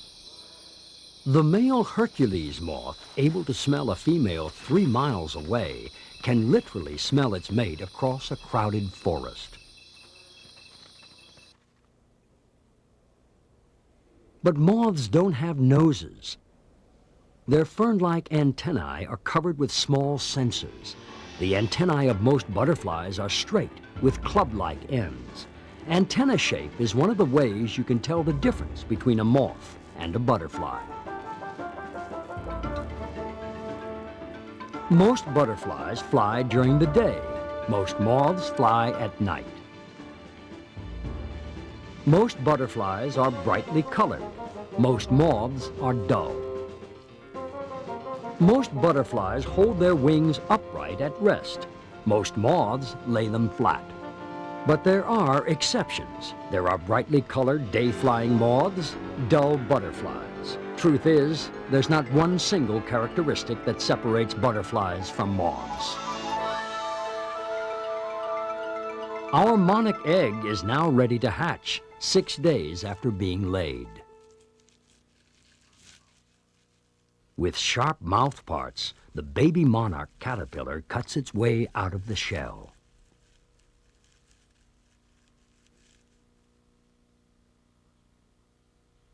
Its first meal is the shell itself, an appetizer for the royal eating binge to come.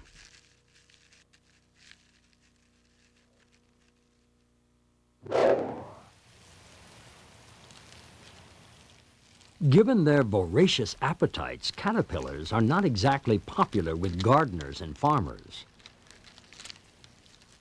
An army of caterpillars on the march and in a feeding frenzy can destroy crops and cause famine.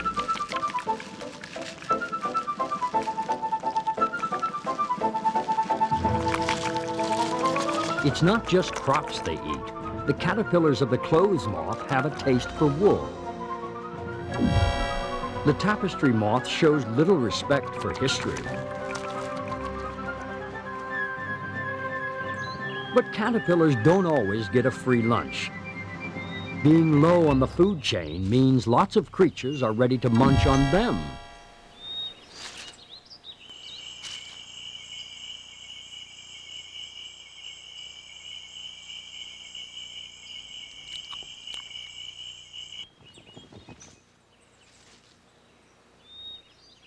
Even humans find them appetizing. In China, silkworm caterpillars are a delicacy.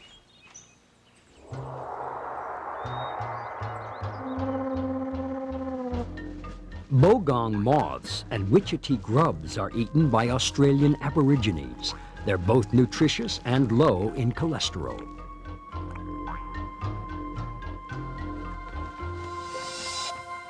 Given the belief that a butterfly was a disembodied soul, in England it was once believed that a woman who ate a butterfly would soon be with child.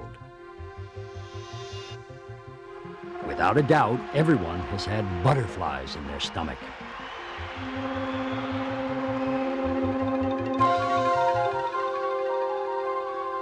At birth, our monarch caterpillar is no bigger than a pin. But after 2 weeks of gorging, it balloons to the size of a finger. Home is the milkweed, a poisonous plant on which it feeds, making the monarch caterpillar toxic. Its brightly colored body advertises its poisonous nature to passing predators.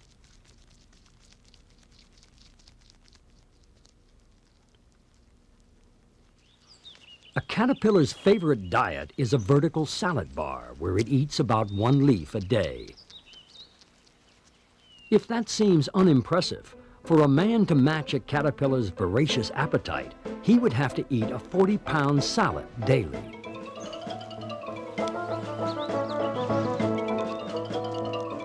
A caterpillar is a hungry beast. Its mission is simple, to eat and grow as quickly as possible. It can double its body weight in 24 hours.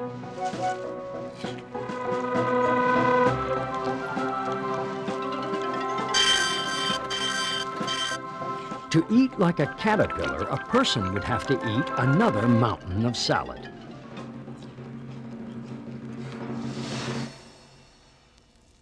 At first glance, caterpillars seem to be nothing but slow-moving feeding tubes, easy pickings for a hungry predator. Because of their vulnerability, they've evolved a variety of clever defenses.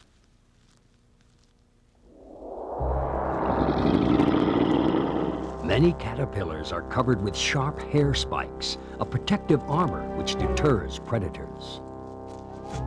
Some of these spikes, such as those of the garden tiger moth, are tipped with poison, like the poison arrows associated with some human tribes. Brightly colored caterpillars are advertising their toxic natures. The yellow caterpillar of the death's head hawk moth proves the adage, "You are what you eat." Dining on deadly nightshade makes it poisonous to all predators.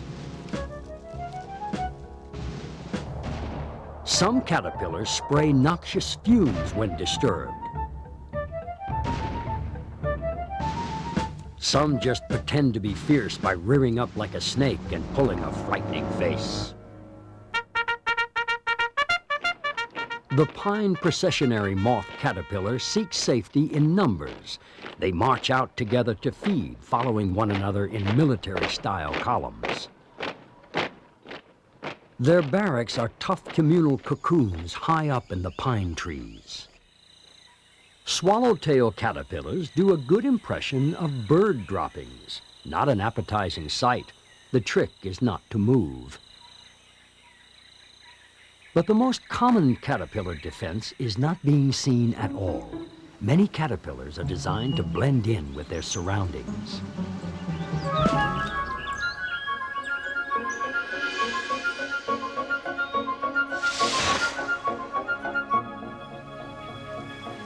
The caterpillar of the large blue gets ants to protect it by pretending to be an ant larva. The ants take it into their nest, where the caterpillar eats the real larvae while bribing the adult ants with sugar from a gland on its back.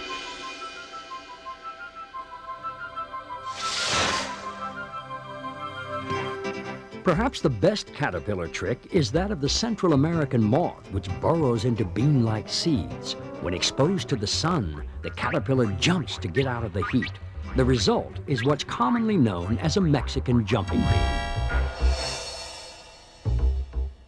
New England folklore holds that the severity of winter can be predicted by the ratio of dark to light hair on a woolly bear caterpillar. The darker the coat, the harder the winter. Like all caterpillars, the monarch must shed its skin to grow. They molt about 4 times, discarding their old skin for the more elastic, larger skin underneath.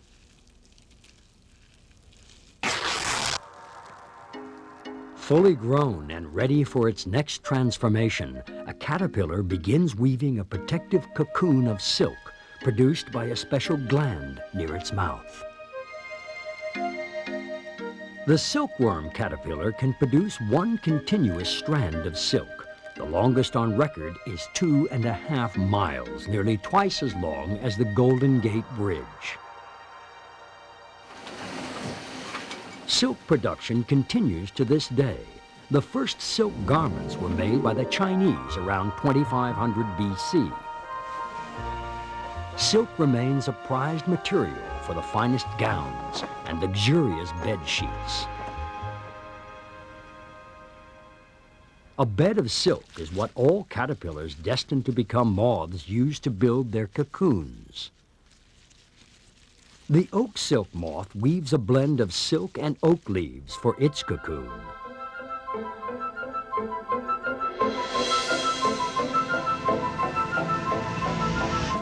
The bagworm caterpillar prefers to recycle the wool from sweaters and weave itself a caterpillar sleeping bag, which doubles as a camouflage suit during the pupal stage.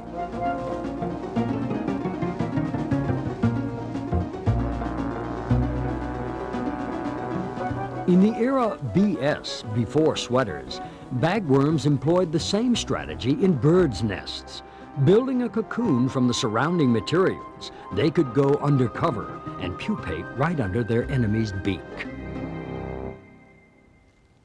But it is only the caterpillars of moths that make silk cocoons.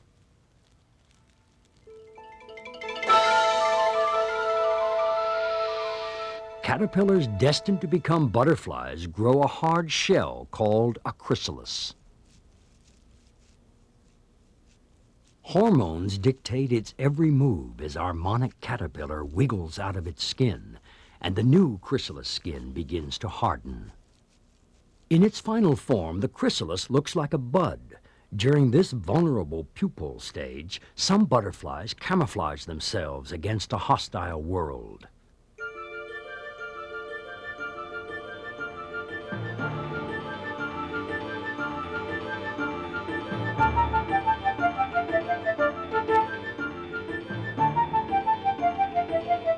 The Great Mormon even has a choice of chrysalis colors, brown or green, depending on the color of the surrounding leaves. Meanwhile, inside the monarch chrysalis, an extraordinary transformation is taking place. Metamorphosis is nearly complete. The pupal shell has become translucent, and the wings of the butterfly are just visible. All caterpillars contain a genetic program to change them from feeding tube to winged beauty. Depending on the species, this can take from a few days to months.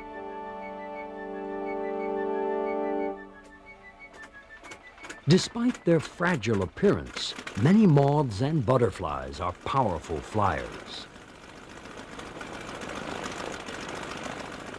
In the 1920s, the British aircraft maker Geoffrey de Havilland named a range of biplanes after them. The most successful was the tiger moth.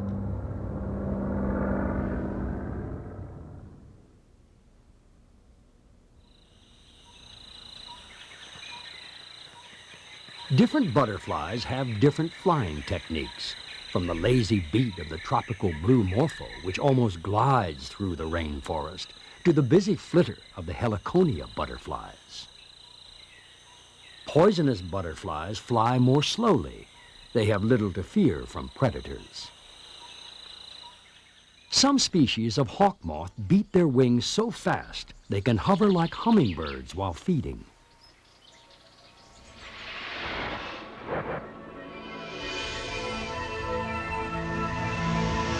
It is often said that we are drawn to some irresistible force like moths to a flame.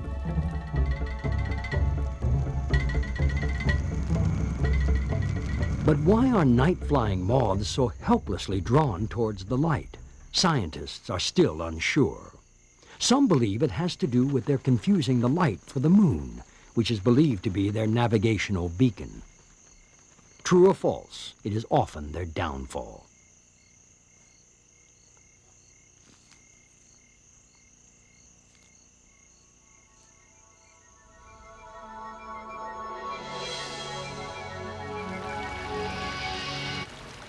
The delicate butterfly needs to protect itself from the elements. When it rains, they use a leaf as an umbrella. During the cooler nights, they roost in the foliage. Many butterflies hibernate during the winter. The small tortoiseshell and the peacock, common European butterflies, hibernate in houses or outbuildings.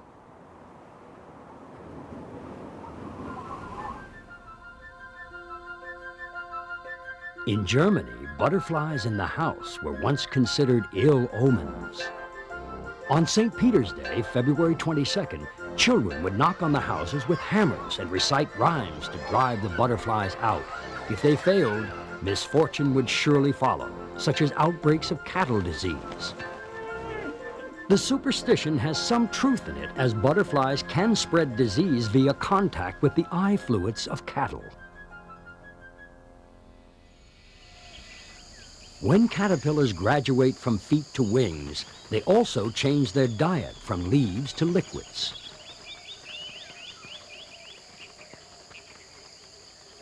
Most butterflies drink nectar from flowers by using their long, tongue-like proboscis. Some feed on fruit.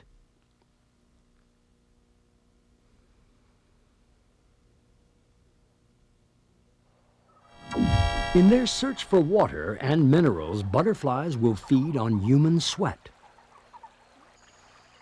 turtle tears, even the dung of other animals.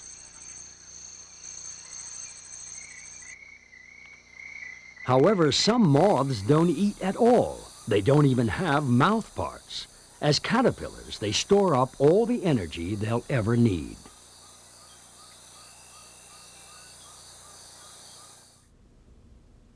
But many day-flying moths do feed.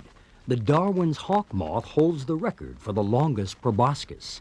It stretches the length of a drinking straw. Feeding on honey, the death's head hawk moth uses its proboscis to pierce the wax walls of a beehive. Its sinister name comes from the skull-like markings on its back. But the moth most deserving of horror film status is the vampire moth. It pierces the soft tissue around animals' eyes and drinks their blood. Hi, I'm back. According to I got a cup of coffee. The Bishop of Winchester dined with King Arthur. I would show it to you, but my arm feels very heavy. I can't lift it. From then on, if the bishop wanted to emphasize the truth of his words, he opened his hands and released a butterfly. He became known as the Bishop of Butterfly. Besides providing them with flight, the wings of butterflies and moths also provide them with their best defenses. Hey, welcome back, Josh. Like the caterpillars Are you ready they for some once hip-hop were, once we're some done with butterflies want to be Eyewitness? seen. Yellow, red, orange, and black are the colors that read poison to predators. To fool predators, some non-poisonous butterflies have adapted the colors of poisonous ones. The monarch butterfly was named in honor of King William, the Prince of Orange. The viceroy got its name meaning in place of the king because it pretended to be a monarch. Excellent. I think it'll be a good one to watch next. Undesirable species, some butterflies and moths have I'm curious developed about all the these striped hip-hop bodies of dances. Bees and wasps. Including the Cabbage On Patch, first glance, a predator might the Alf, confuse this butterfly with the animal it the Mike mimics Tyson. and pass it up for a less menacing meal. Eye spots serve a dual purpose. When a bird attacks, it often goes for the eyes first, so eye spots help divert the bird's attack. A butterfly can afford to lose part of its wing, but losing its head is not an option.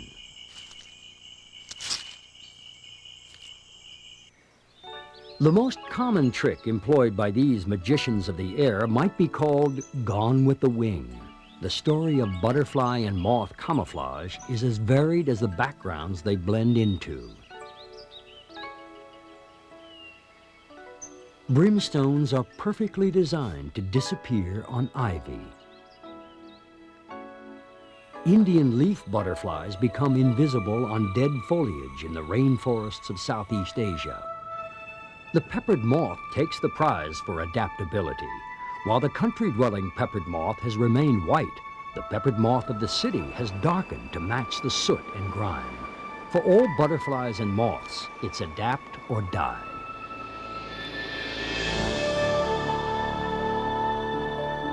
Cube.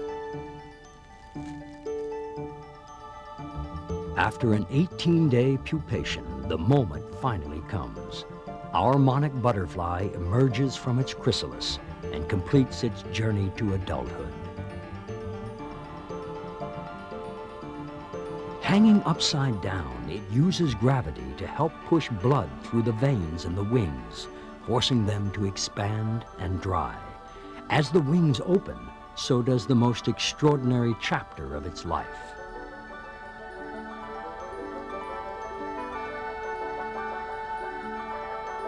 The monarch breaks free from its terrestrial roots and takes to the air. Butterflies are very beautiful, but they're also still bugs, and I don't Its want to wings touch are them, truly and I don't built want them for to touch me. long-distance flight. Every year, millions of monarchs migrate between Central and North America, an amazing 2,000 miles. It's like The frogs. longest migration of any insect. Some Recently, monarchs Haley and I take saw, wings that there was a carry them frog on even our back farther porch. across the Atlantic. And Haley was like, oh, frogs, I love to touch them. And I was like, I don't want to Monarchs touch a always frog. It's spend the same winter thing as a in the same cockroach. valleys of Mexico. So we had a One debate tree about this. can be home to 20,000 Frogs are bugs. A bug is just any small critter that you don't want to touch you. Awoken from hibernation by the warming sun, the butterflies start to feed and drink in readiness for their epic journey north. Some individuals will make it as far as Canada. Others will die on the way. It will be their offspring who finish the journey. From the tropics to the tundra, our world is home to thousands of species of moths and butterflies. As long as they unfold their wings, they will continue to beguile and adorn the natural world. Don't touch me with your bug.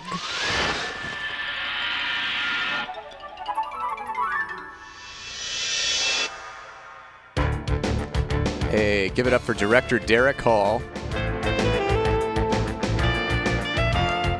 Surely we're not going to get a Bill Butt credit on this one.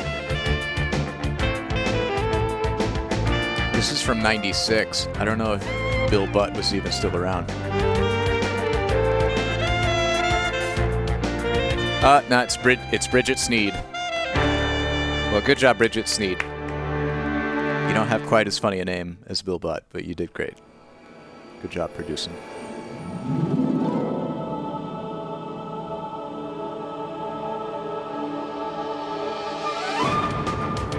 And our 1996 CG behind the scenes.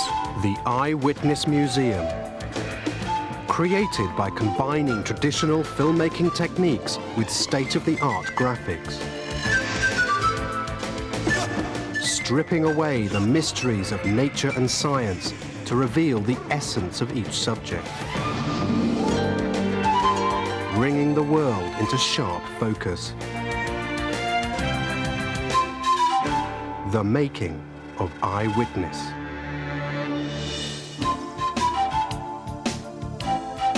The distinct style of the Eyewitness books is the basis for each of the programs. I love Eyewitness, Pan Flute, Slow Jam. The Eyewitness book's visual style gives the program makers a starting point and a challenge. The challenge of transferring clarity and super realism into moving images and sound. Now let's take a look behind the scenes at the making of Butterfly and Moth. Eyewitness is based on a best-selling series of books, the Eyewitness Guides, renowned for their graphic innovation and super clarity.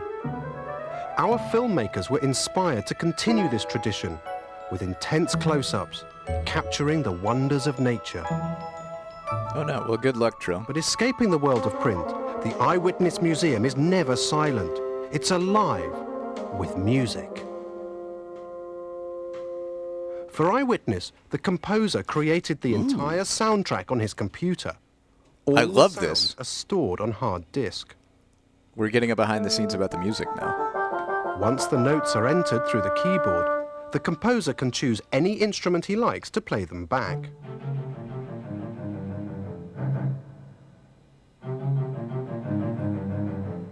The sounds weave in and out of one another, as if a whole orchestra were encased within the desktop.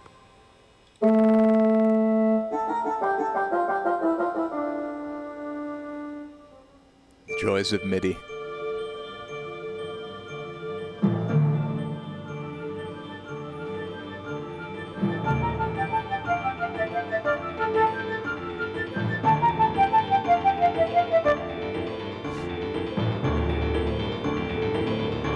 Once the musician is happy with the composition, it's all nothing theatre.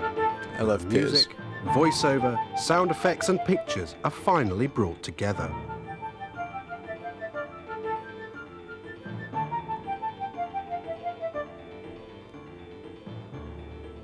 God, video production was such a process. But music is not just limited to the sound studio. Complicated, involved when process. Our Chinese dragon came to the Eyewitness studio, they brought their percussion with them. So you're holding it up, in, and turn. Okay? And just try and hit that mark again. Who is that? Is that Bill Butt? Show us Bill Butt. For the crew, it was a rare opportunity to sit back and enjoy the show. You really need to almost pan in on them as well to get it smack in the center. Okay. Good. Cut. But despite their energetic if you Google Bill Butt, final program, it autocorrects to Bill Burr. Passed in no more than the blinking of an eye.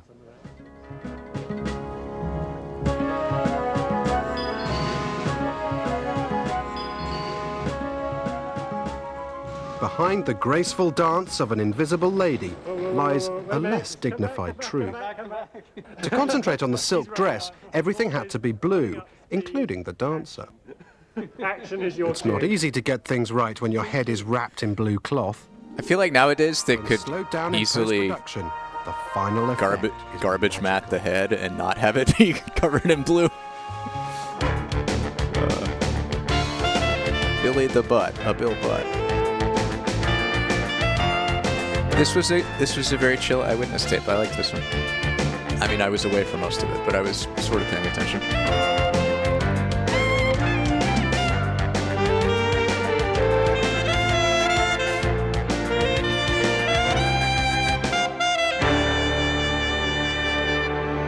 Dolphin. All right. That was Eyewitness, Butterfly and Moth, sent in by Joshy D. Thank you, Josh. Also sent in by Joshy D was our next tape, Hip Hop Dance with Jackie Patterson. Let's get Butterfly and Moth out of the VCR, and let's see what we're getting into with Hip Hop Dance. This is a 30-minute tape from 1990, the peak of hip-hop for marketing people. Oh, neat. The purchase of Eyewitness, Butterfly, and Moth was from an organization that diverts the profits to charitable causes for the Rancho Obi-Wan in Petaluma. What is the Rancho Obi-Wan?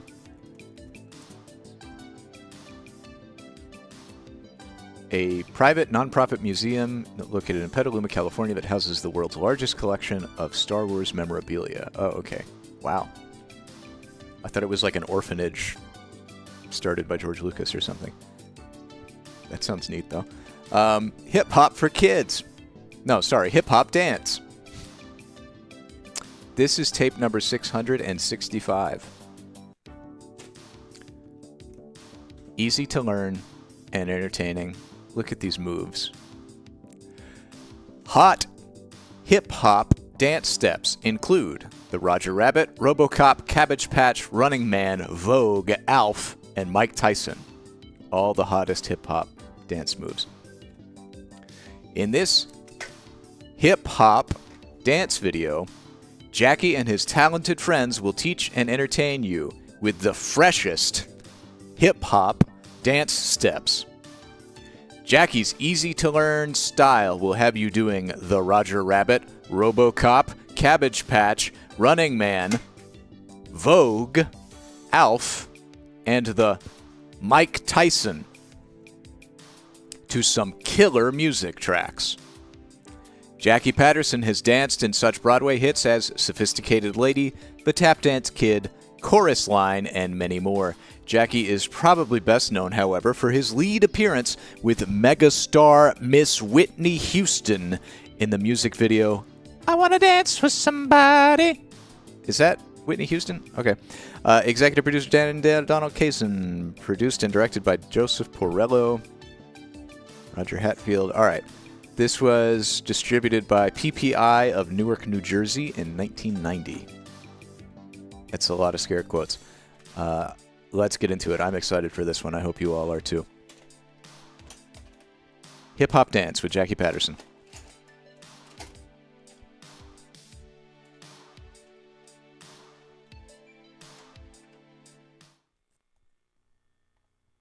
Here we go. Clear some space. Get up, get on the floor, do some dancing. Learn the Roger Rabbit. Such timeless, not at all dated dances as Roger Rabbit, RoboCop, Cabbage Patch, Running Man, the Vogue, Alf, and Mike Tyson. All VCRs are different. Please respect their individual needs.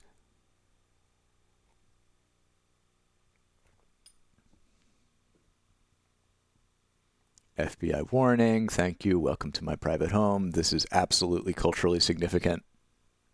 Go to hell, FBI. We're doing the Lord's work here. Oh, hell yeah. Oh, hell yeah. Oh, my God. Parade video. Thank you. Thank you. Oh, and this is recorded in EP speed. Wow. Cheap bastards.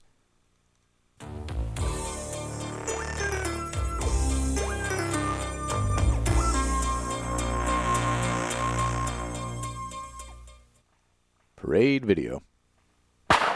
Dance hip hop. Oh my god. Put down your cheese and dance. Geek boogie. What is this fake ass graffiti? Oh my god. Joshy D, thank you. Everyone's black and white except for Jackie.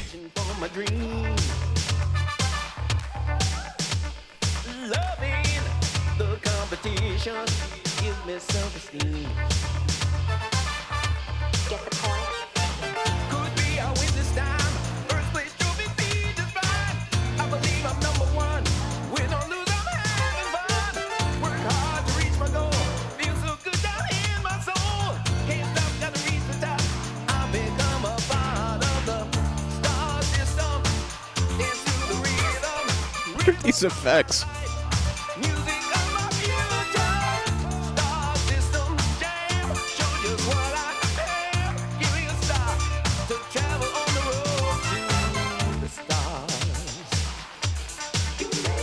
Oh, the parachute pants. Guy in the back with the jean shorts, suspenders, and big cross.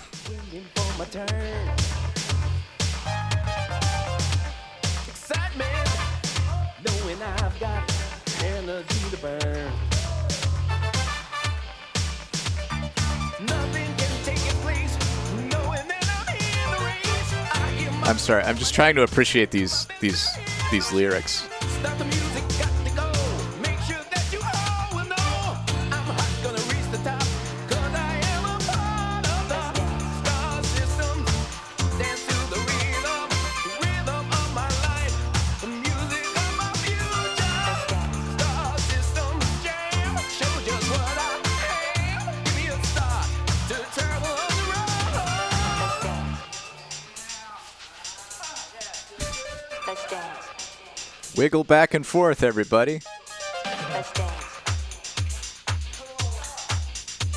Get the point? Now let's get to it. So much tude. Hi, I'm Jackie Patterson, and I've danced in such Broadway shows as Sophisticated Ladies, Tap Dance Kid, and A Chorus Line, just to name a few. But you probably know me best from the music video, I Want to Dance with Somebody. We don't know you. The opportunity to perform with Miss Whitney Houston.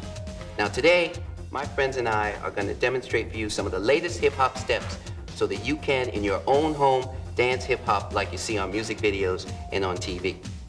Now, hip-hop is the latest form of break or street dancing, which was originated by young people in urban areas as an alternative to street fight.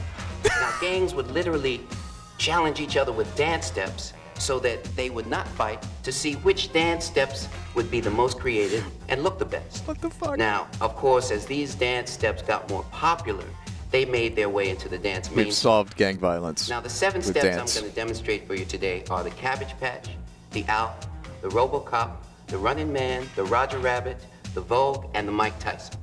So what do you say we get started, huh? Now, the first step is the Cabbage Patch.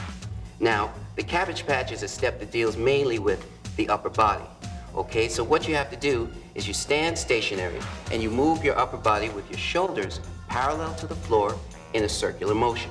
Okay, now you do that and then you alternate and move in the other direction. While you move your upper body like that, you move your arms in the reverse circle that you move your shoulders and upper body. So if you go to one side like this, your arms move to the other side, and that creates this type of Cabbage Patch motion. What you do is you do this to one side, and you do it to the other. You can alternate sides, just be creative. Now, who wants to help me demonstrate the Cabbage Patch? Hey, we don't need to decriminalize drugs, reform the policing system, fund social programs. Just everybody learn a Cabbage Patch.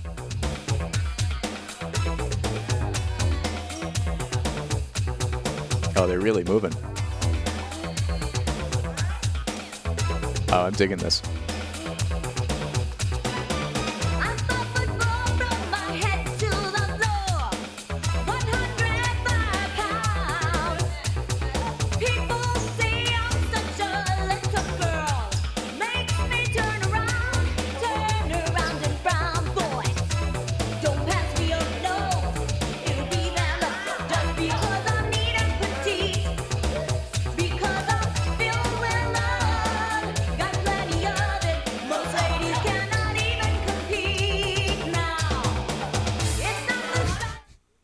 again, I want to remind you that we're showing you just the basic steps. It's up to you to use your imagination and put the steps in any combination that you like. Now, the next step we're going to show you is the owl. Now, the owl is a step that looks like you're moving, looks like you're walking, even when you're in a stationary You eat a position. cat. You should start with your legs apart and put your arms on either side of your leg like this, making a fist. Now, you stretch the leg and you stretch the arm, and then you come back to this position and you bend your leg. Yeah, I really hope they And you go to they the at other least side, put it all together with like thing. a final Now, performance you can lift the leg at off the the end. floor if you like and be here, or you can keep it on the floor. Also, You can God, do the parachute one to each pants. side, or you can do 2 to each side and 1 to the other side, but that's up to you. So now we're going to demonstrate the Why did owl. that go out of We're going fashion? to have Chris, Just Tyrone, and looking Cece like you're come up here for a second. I'm going to have them do the owl. you got a couple of vacuum cleaners on your legs. God, they really are blowing through them.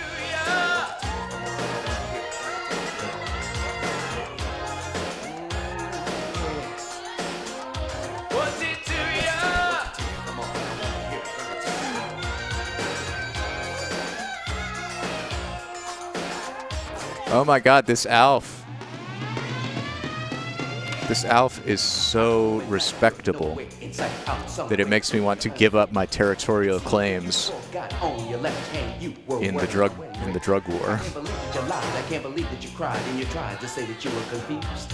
You know what's good for the goose is good for the gander. Just remember that you made the rules. I'll do it to you what you did to me. If those 3 people killed my brother in a drive-by shooting, this dance would convince me to drop the beef. Oh my God. That's some expert level alfing right there. The RoboCop. Now the whole idea of the RoboCop, because it is named after the movie of the same name, is to look mechanical or robotic, okay? So again, you start with your legs separated. You take one arm, you put it perpendicular to the floor in a fist. You take your other hand and you put it parallel. Now the fists are together. Now the whole idea is to look like you're taking one hand, pushing it off to the side, okay? You started with the inverted L, you push to the side. You let your entire upper body do the same thing. Now then you change your arms, putting your other arm parallel, and then take this and push it this way. So you have this kind of motion. That is the basic RoboCop. Now again, you can do 2 to one side, or 1 and 2 to the other side, any way you like. But that is the basic step, okay? So now, who's gonna help me demonstrate the RoboCop? Get Cece! Come on, Cece. These guys will do the RoboCop.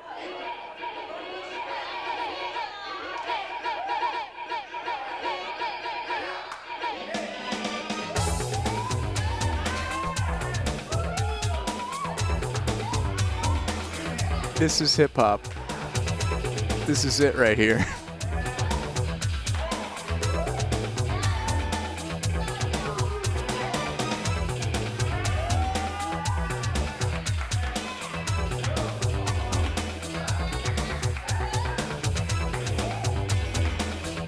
I mean, it's incredibly silly. Their timing, though, is pretty impressive.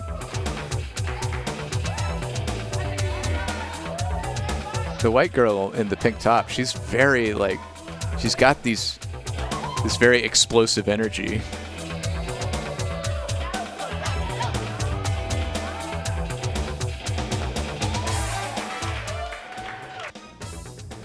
Our next step is the Roger Rabbit. This is one of my favorites, even though it's not one of the easiest to describe.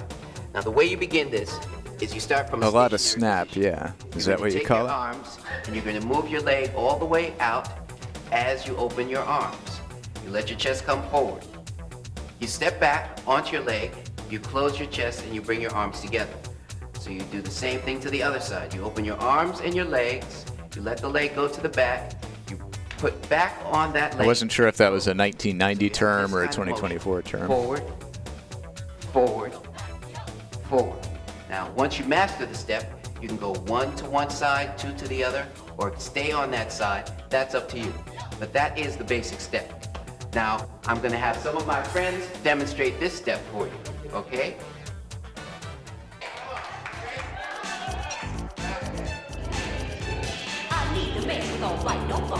Why are half of the moves named after movies or TV shows? And the other half named after celebrities.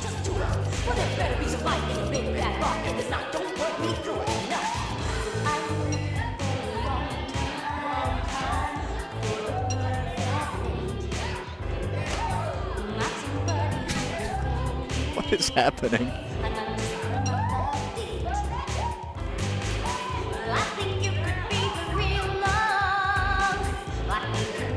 These three are not that coordinated.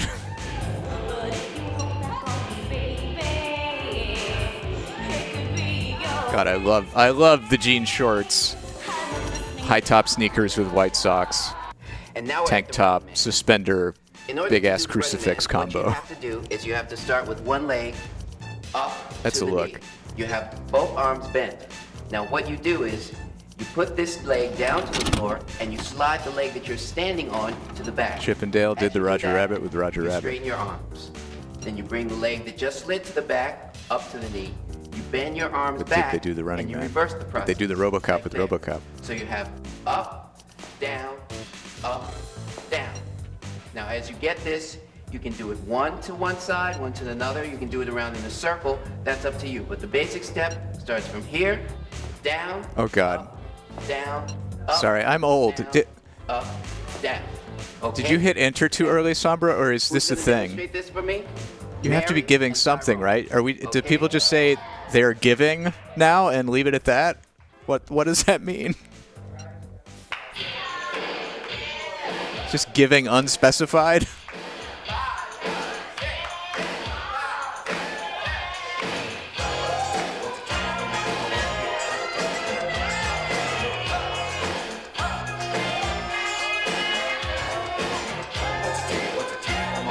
Just let the listener fill in what they expect.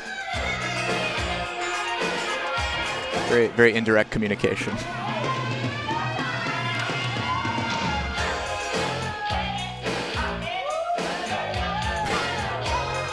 God, those jeans. The suckers are flayed.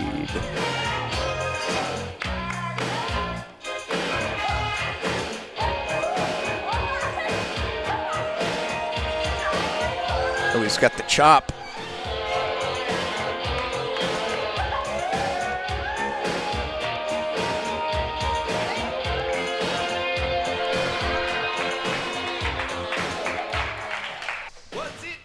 Now, imagine yourself to be a high fashion model, and you're at a photo shoot. The camera is flashing. Oh, we're learning voguing. Each flash of the camera, We got a vogue. you have to strike a different pose. As Madonna says, to strike a pose, there's nothing to it. This is the Vogue, which, as you can see, is named after the fashion magazine. Now, the most important thing about the Vogue is attitude. You have to get your attitude, and you have to change your attitude with every pose that you take. Now, the only other thing that you should keep in mind is that with every pose you make, you are having your picture taken. So it should be that strong a pose. So now I'll have some of my friends show the Vogue to you.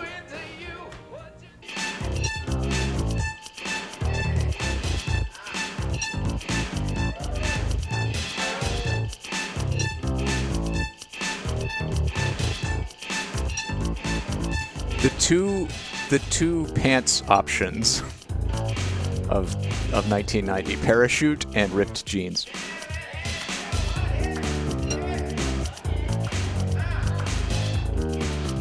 Yeah, it's a little weird to just attribute it to Madonna.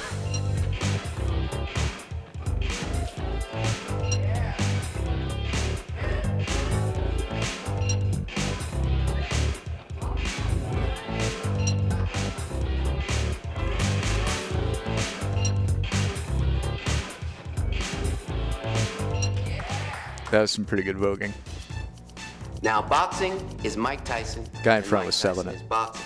So if you have a step called the Mike Tyson, you know it's going to look like boxing. You start this step from a neutral position. Wow. You step to one side and you put the other leg behind you. You repeat this to the other side. When you do this, you take the arm of the leg that's crossing in back and you swing it forward. Yeah, this was 1990, so Tyson hadn't bitten Evander Holyfield's ear That off yet. is the basic Mike Tyson. Now, I'll have some of my friends, Chris, Carol, and who else is going to be doing it? Mary. And Mary, demonstrate the Mike Tyson for you.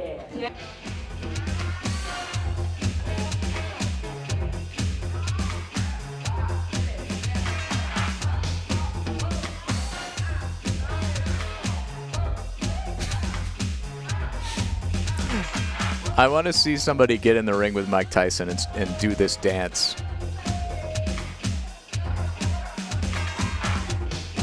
As an attempt at boxing.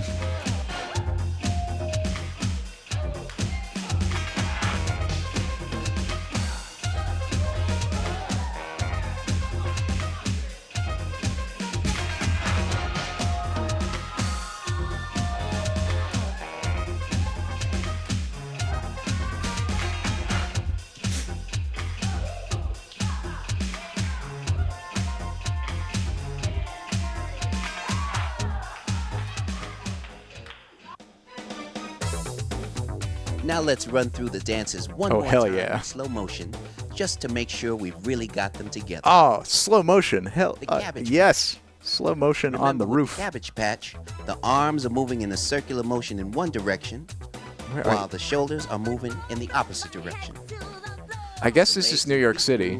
Any way you want them to once you get started, like you see Michelle and Chris doing here. If you wanted to find a bunch of dancers to produce a videotape in 1990. To give the step their own personal flair. I was wondering if it was LA or New York, but this is clearly New York.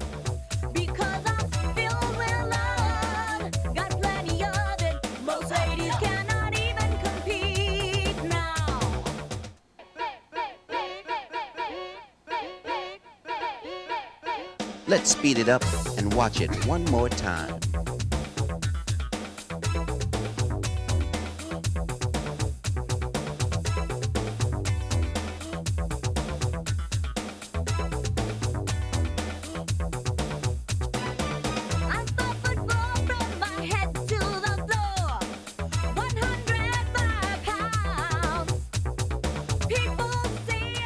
The out.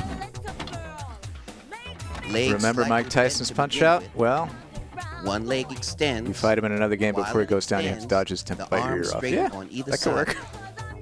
That's probably a Flash game that someone made in 2001. And your extended leg. That's the basic step. Check out when the dancers put their arms in the air.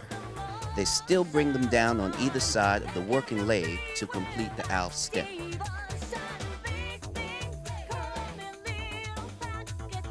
Notice CC, Tyrone, and Chris also look in the direction of the working side. This gives the step a little more class. A little more class.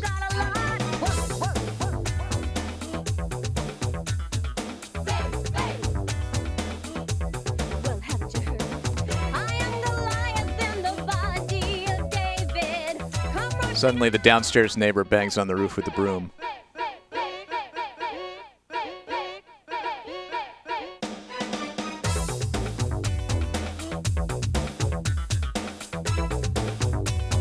Oh, those are some tight shorts now that you mention it.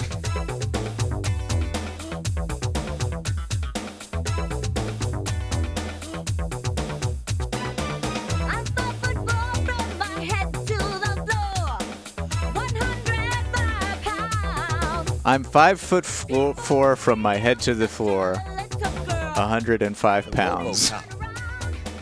You make two fists.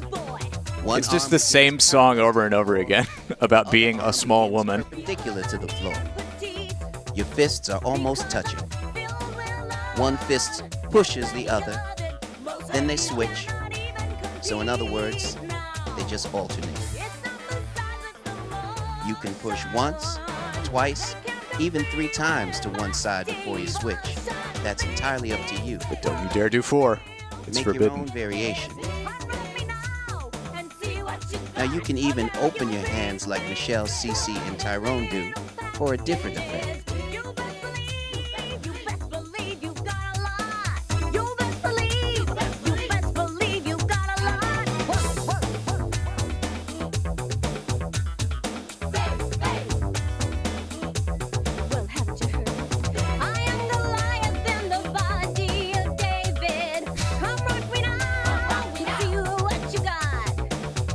I am Goliath in the body of David. Come rock me now. We'll see what you got. And we're starting the song over.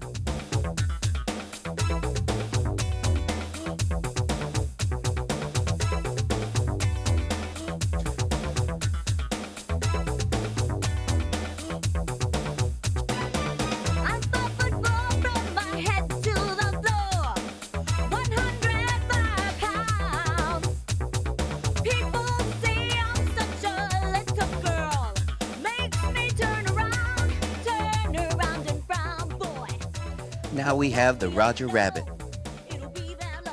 I bet with how much they're playing this song, Remember, the chest moves forward. I bet you I could record this whole thing and One leg circles around. patchwork assemble together a foot clean gets take all of the the way song to the with back, no voiceover. Step on it and pick up the other foot. This alternates. Oh yeah, that's right. Breakdancing is an Olympic sport this year. You can do the Roger Rabbit half time, As is double skateboarding. time, even triple time if you want. Take a look at the different ways Inez, Mary, and Chris do. Mike Tyson had an animated show in 2014, which was a double parody of celebrity cartoons and Scooby-Doo. Okay, Scooby-Doo clones. That probably didn't air for very long, did it? Oh yeah, Mike Tyson Mysteries on Adult Swim. Yeah, I do like the French top.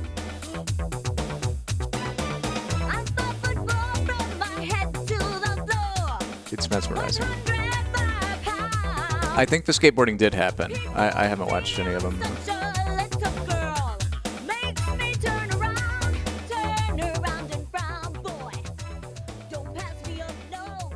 The Running Man is one of my favorites. You lift both arms up, lift one foot up, and bring it about knee height alongside the other leg. After that, you slide the leg you're standing on back, and at the same time, you bring your arms down and the foot you lifted to the knee. The more together all these movements are, the better the step is going to look.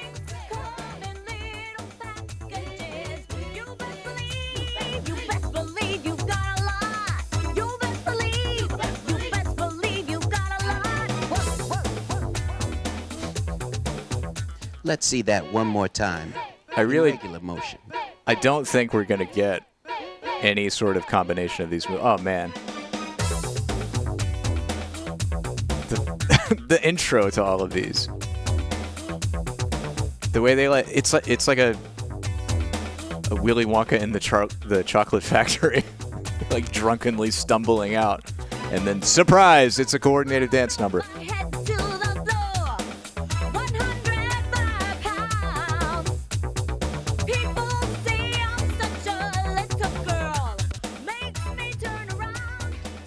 Do we really need slow motion Vogue? Strike a pose, any pose.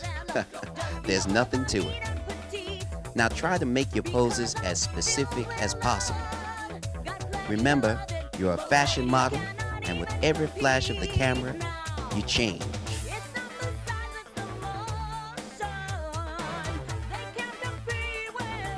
Don't forget about your attitude.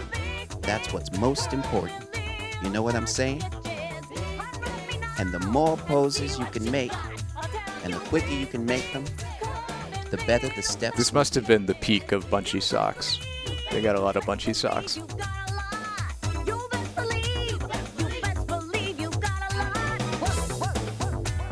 I was rocking like knee-high tube socks bunched up at my ankles until I was like 14.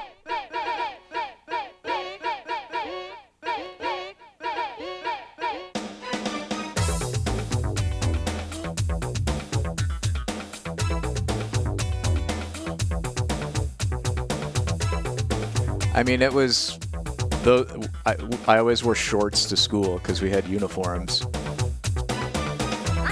And as a kid, we had shorts, and those were the socks that I had. When I got to high school, I started wearing long pants.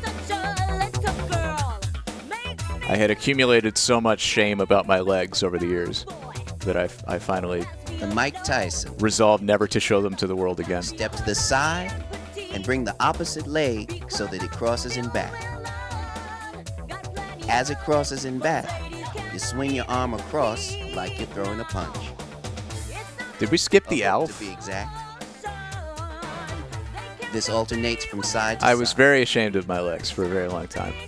I still feel weird wearing shorts. I'm wearing shorts right Mary, now. Carol, and Chris, you'll notice there's a little head movement as you complete the punch. But I have progressed enough in my self-image that I will wear shorts outside sometimes when it's Now hot. they also do the Mike Tyson Hooray me. with the jump step as well. All this is the Mike Tyson without the step to the side.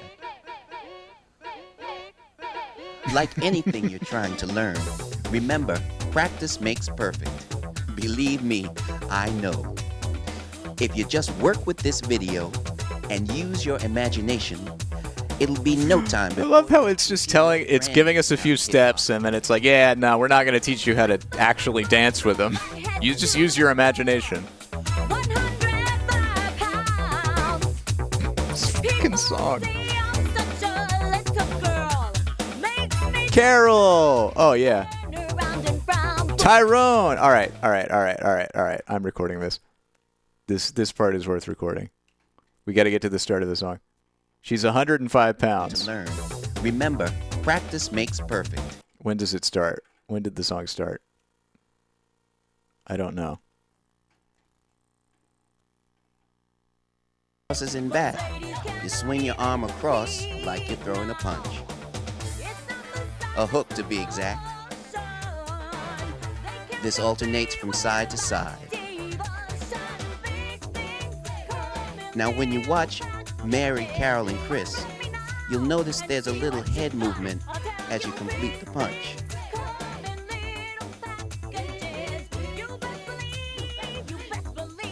Now they also do the Mike Tyson with the jump step as well. Sorry. All this is the Mike Tyson without the step to the side. The tape is recorded in EP, so when I rewound it, it goes back a ways. Anything you're trying to learn, remember, practice makes perfect. Believe me, I know. If you just work with this video and use your imagination, it'll be no time before you're teaching your friends how to hip hop.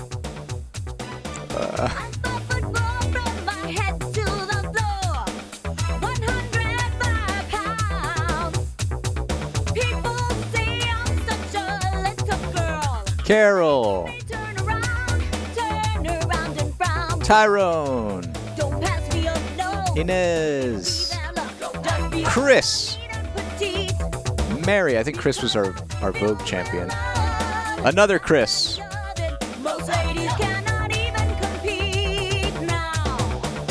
Michelle, Cece. Michelle's got some real energy.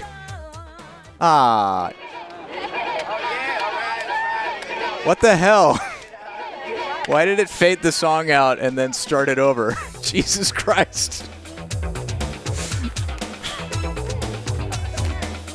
Oh, good. We get a final number on the roof.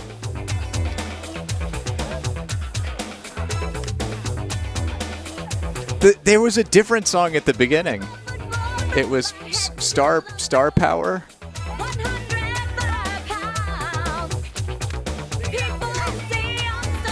I love it.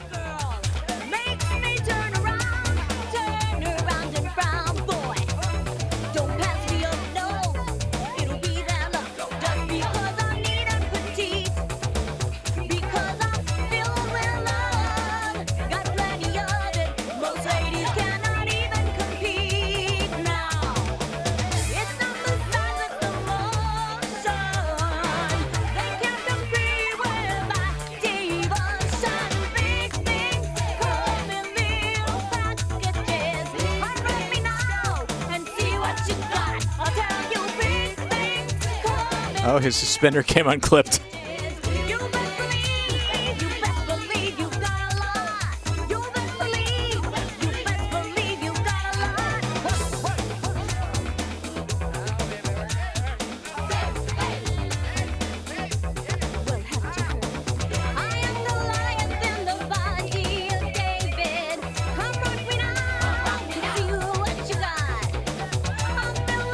The audio is... They're leaving in the audio of them dancing, so you can faintly hear the track that they're dancing to.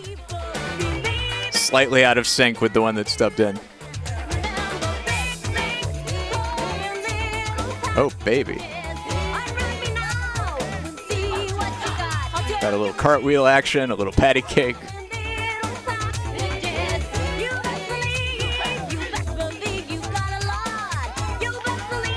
All right, CC.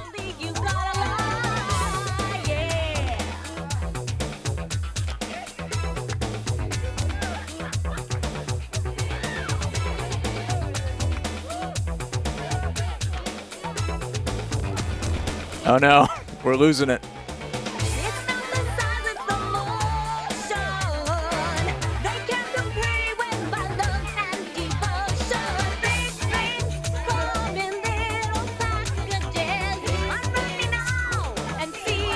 Come on, music credits.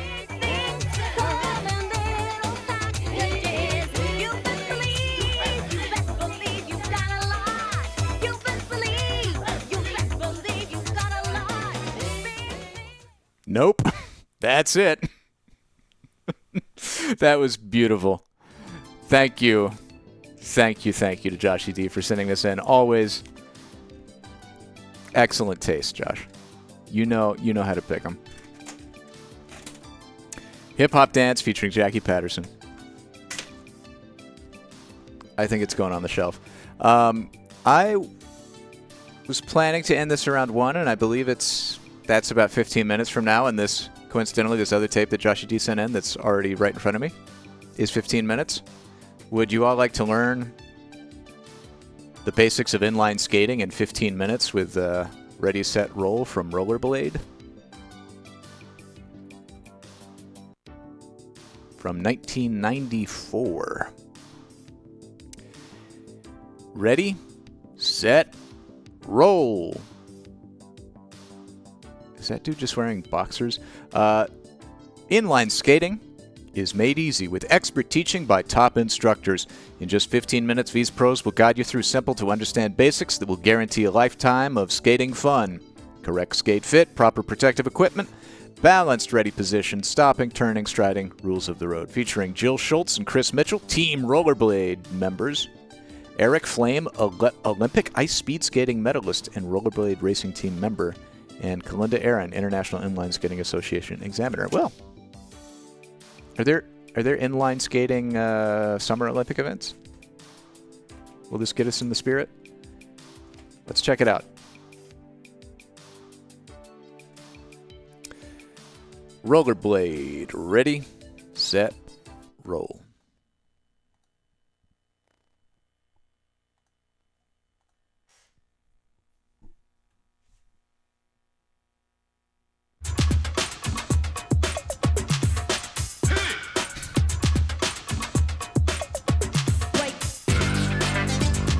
Oh, baby. We're still in New York, still in the 90s. Still got a lot of tude. Oh, we're everywhere. We're going everywhere. Yeah! To enjoy inline skating, you don't have to be an athlete. And you don't have to spend 2 or 3 years learning how. If you want to learn to skate, all you need to do is master a few inline fundamentals.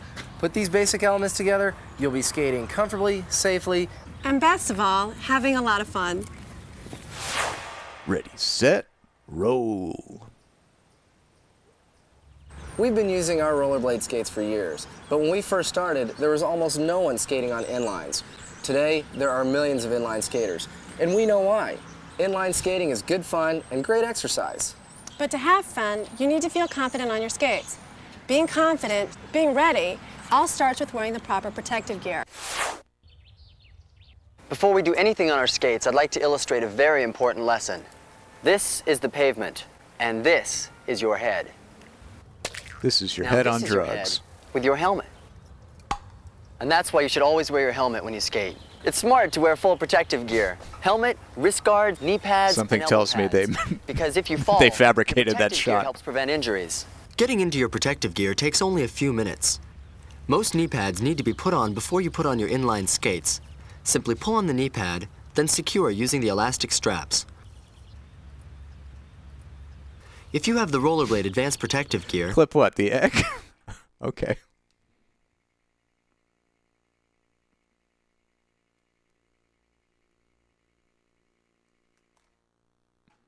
Here we go. Let's learn about protective gear one more time. Gear. Before we do anything on our skates, I'd like to illustrate a very important lesson. This is the pavement, and this is your head. Now this is your head with your helmet. And that's why you should always wear your helmet when you skate. It's smart to wear full protective gear. Helmet, wrist guards, knee pads, and elbow pads. Because if you fall, your protective gear helps prevent injuries. I think they changed the takes only a few minutes. facial expression that was drawn on the egg changed between shots. He looked horrified as he hit the ground. Then secure using the elastic straps. It is a great sound effect. If you have the Rollerblade Advanced Protective Gear, just place the pad on your knee and secure the straps. Elbow pads go on basically the same way. This is why, Wrist guards are designed to protect your hands and wrists from injury. This is one of many reasons why I've never been interested in rollerblading. Slide your thumb through the hole and fasten the straps There's so much securely, fucking making sure gear the you got to put plastic on. surface covers your palm. With Rollerblade's advanced wrist guards, just put your hand in the glove and fasten the straps. All of your protective gear, including your helmet, should fit comfortably yet snugly. Another essential piece of safety gear is your brake. It's that rubber pad on the heel of one of your skates, and in just a few minutes, you'll learn how to use it. When you're skating, you should be comfortable, so wear clothing that won't restrict your movement. Some people like loose clothing, while other people skate in workout gear. Your skates should also fit comfortably. Wear athletic socks and make sure to smooth out all the wrinkles. The tongue of each And bunch skate them up should as fit much as inside the shell of the possible boot, before you do the flat alf. against the top of your foot and the front of your ankle. Whether your skate has laces, buckles, or a combination, the fit should be snug but comfortable with no pressure points. Be careful not to over-tighten because your feet may cramp. Make sure your heel feels secure in the heel pocket. Your toes should almost touch the front of the skate, but there should be enough room so you can wiggle them. As you skate, your skates will mold to your feet, so it's okay to stop and adjust the fit after you've skated a while. A comfortable, secure fit ensures that you're ready to roll.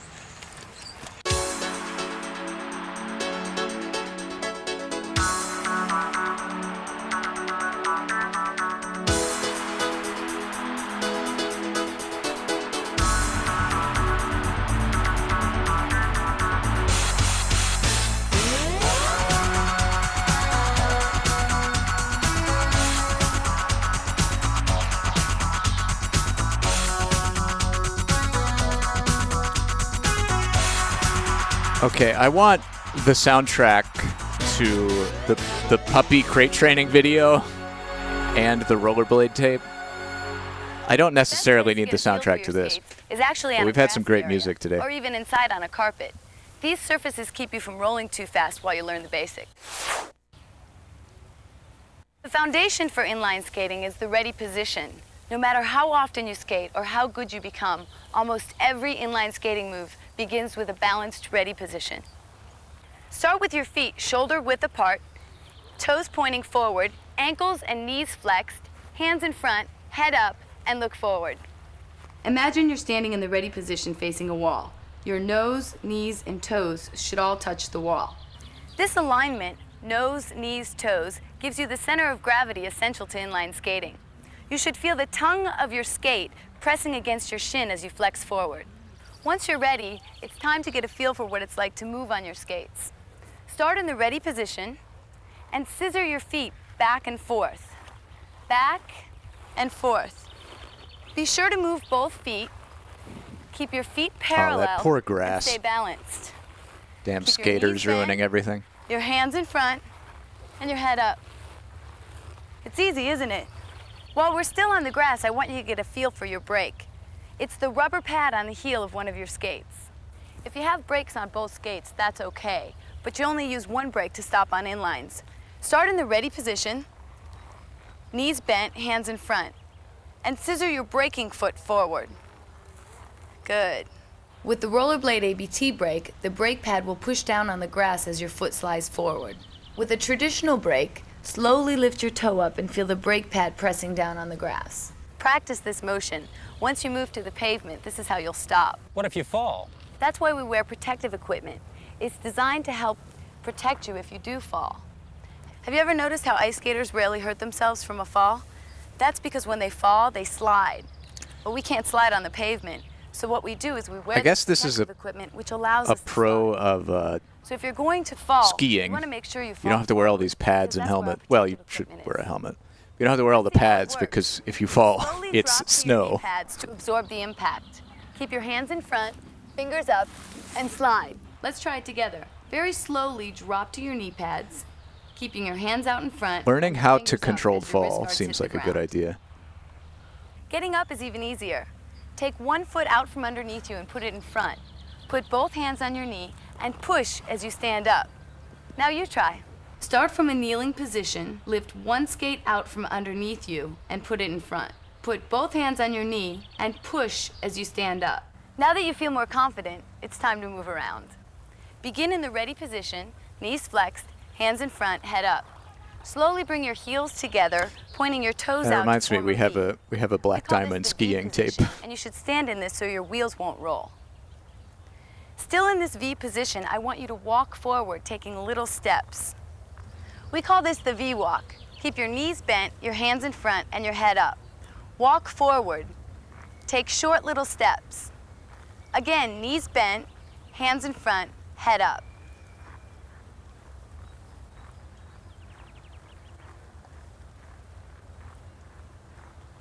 Once you're comfortable in skates on grass or carpet, it's time to move to the pavement. When you're starting out, find a place to practice where there's no traffic. A playground or empty parking lot with smooth level pavement is perfect. Be careful as you make the transition from grass to pavement. Your wheels will roll more freely, so balance is especially important. Remember the V-walk we learned on the grass? Now let's try the same thing on pavement, get used to our wheels moving under us. Start in the V position, heels together, toes out. Now pick up your feet and take little steps forward. Stay relaxed, knees bent, hands forward, head up. Once you've taken a few steps, go to the ready position and coast. Take a few strokes, coast forward in the ready position, feet parallel, knees bent, hands in front, head up. Stopping is crucial to safe skating. Now that you know how to move a little on your skates, you have to know how to stop. And using your brake is probably the inline technique that takes the most practice. First, let's go back to the V-walk. Take a few steps and coast in the ready position. Feet parallel, knees bent, hands forward, head up. Now slowly scissor your brake foot forward, keeping your other leg bent. Then gradually lift the toe of your brake skate up It does that until the brake sometimes. pad presses against the pavement. This should be a smooth motion, with the back wheel of the skate staying on the pavement as a guide. The more pressure you put on the brake pad, the quicker you'll stop. Those are some great zombies. Sink down into the brake. Remember to keep your knees bent, hands in front, and focus your weight down onto the brake pad, increasing the pressure until you come to a stop. If you're braking properly, the pad will make a squealing noise. This noise is good, so try to brake loudly. Get a feeling for the brake. At first, gradually increase the pressure on the brake and make slow, smooth stops. Slow and smooth. That's the key. As you improve, you can work on applying pressure more quickly and stopping faster. Keep practicing so you'll be able to stop anywhere, anytime. If you have a skate with the Rollerblade ABT brake, stopping is different and much easier. With the ABT brake, you simply bend your knees, slide your brake foot forward, and come to a stop. As you slide your brake foot forward, the pressure on the rear cuff pushes the brake pad down against the pavement, and you stop. It's so simple you don't even have to lift your toe. That means all of your wheels stay on the pavement, keeping you even more stable. No matter what kind of brake you have, keep practicing on a smooth level surface until you're confident you can stop anytime and anywhere. If you come upon a hill, even a gentle slope, the place to start using your brake is at the very top of the hill. Don't wait until you're halfway down and then try to stop or slow down. Use your brake at the top of the hill and then control your speed by applying gradual, even pressure to the brake pad. Don't let the hill control you. You control the hill. Now that you're feeling more confident, and know how to stop and control your speed, let's move from the V-walk into a smoother stroking motion on your skates. Start your stroking by pushing your skate out and slightly back. When you're stroking, push one foot out to the side and slightly back, then retrieve it under your hips. Try this again on the other side. Push and retrieve. Push with the entire row of wheels from the center of the skate. Pretend there's a pebble under the arch of your foot and feel that pebble each time you push out to the side. Never push straight back. You won't go anywhere. Just push to the side and retrieve. Push and retrieve. Critical stroking Push advice. and retrieve. Push and retrieve. Push and retrieve. Push and Turning retrieve. is another basic skill you need to learn if you want to get the most enjoyment Very from inline rhythmic. skating. But before you can turn, you Rhythmic must first stroking become motion. familiar with the edges of your skates. The inside edges of your skates are on the inside of your feet, and the outside edges on the outside. Try this. Standing in the ready position, bend your knees and move your hips from side to side. Notice the feeling as you move from edge to edge. This is Make called a basic turn by RoboCop. only using the inside edges of your skates. And the best way to get on your inside edges is to move your feet slightly wider than they are in the ready position. This will automatically put you on your inside edges. We call this position the A-frame because your body is in the shape of an A. Making an A-frame turn is easy. Get up a little momentum by taking several strokes and coast forward in the ready position.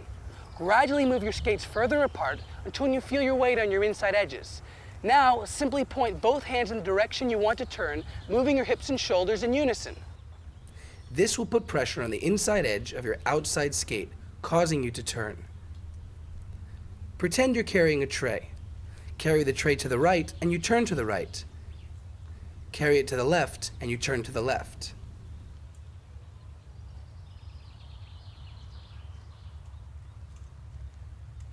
You may find yourself naturally progressing to what is called a parallel turn. That's fine. In the parallel turn, you stay in the ready position and point your knees in the direction you want to go. It's easy. Your feet follow your knees and you turn.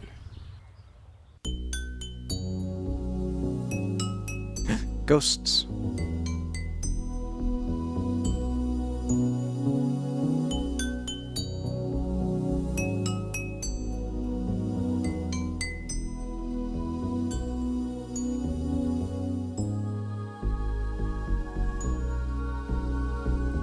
Such serene and beautiful music.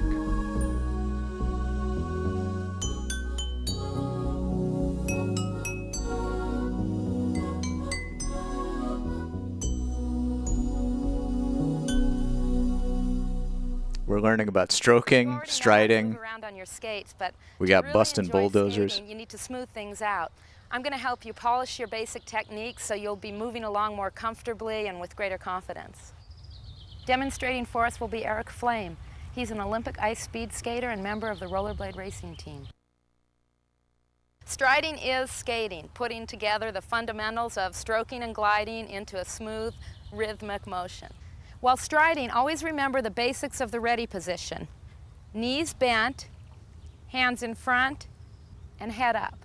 To stride, push your skate out to the side and slightly back. Then retrieve it straight back underneath you. Now the other skate.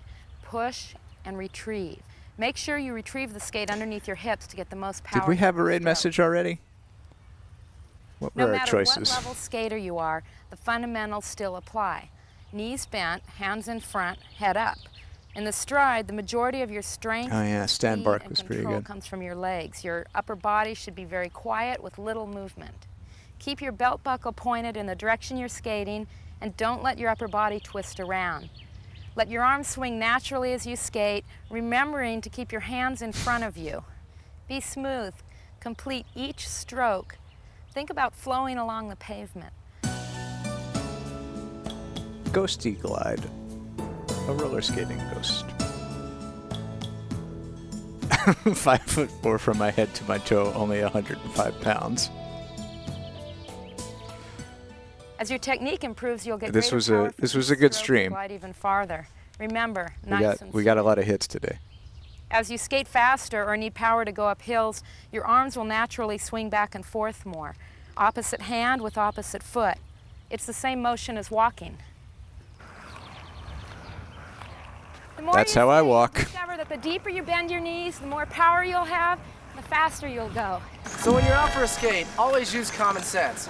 Be smart, skate in control, and keep in mind these rules of the road. Observe all traffic rules and stay away from areas with heavy car traffic. Use caution around cars and never allow yourself to be towed by a car or any motorized vehicle. Overtake pedestrians, bicyclists, and other skaters on the left. Be alert to your surroundings And never go to a construction site without your parents. We know that if you learn the basics, wear the right protective gear, and practice your skills, you'll love inline skating.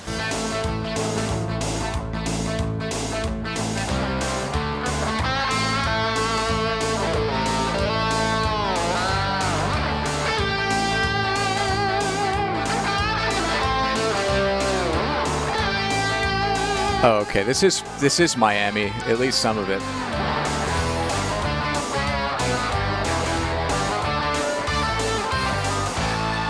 I wasn't sure if the beach shots were like Venice, but they didn't look like Venice. A production of Rollerblade. Well, you have learned the basics of inline skating in only 15 minutes.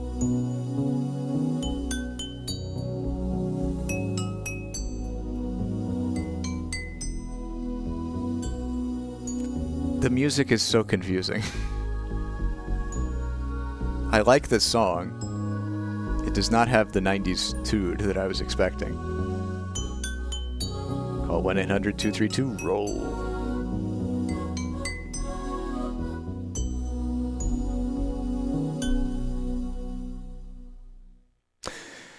Well then.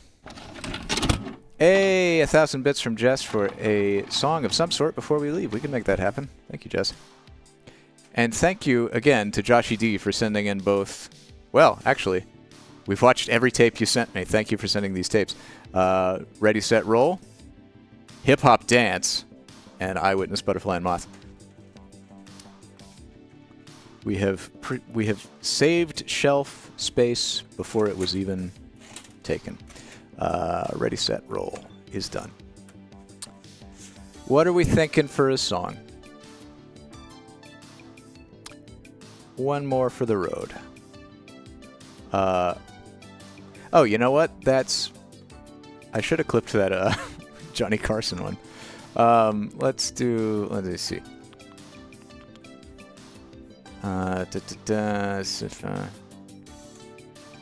We've got a minute, I think. Or do we?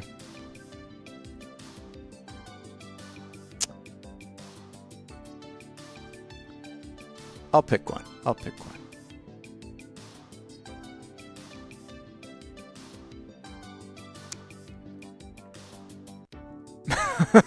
We could watch it again. I do have that clipped. Let me see here. How about...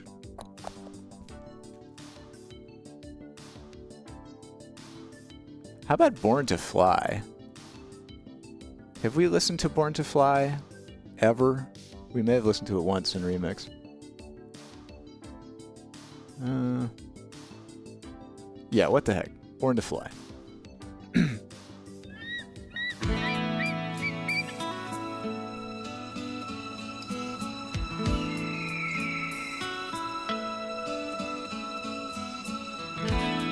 Thank you all for being here. This has been a great stream.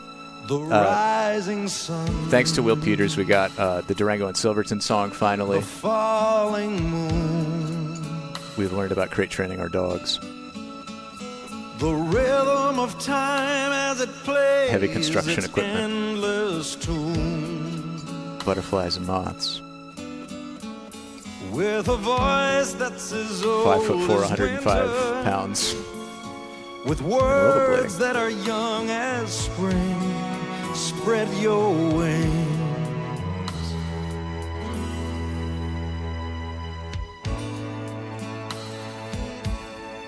The falling moon, the rising sun. This song is better than I remember. The circle of time is a race that can't be won. Every wave on the ocean whispers, Every breath in the forest sings, spread your wings, spread your wings. You were born with the sun in your face and the wind in your hair. You were born with the stars in your eyes and 1,000-mile stare. You were made to follow your heart to the end of the sky. You were born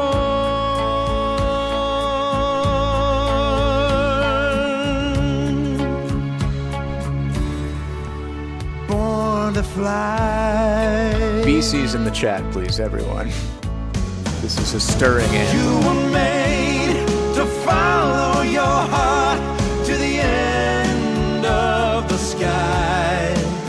You were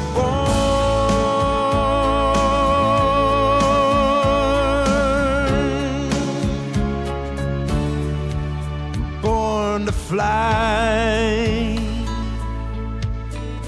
born to fly, born to fly.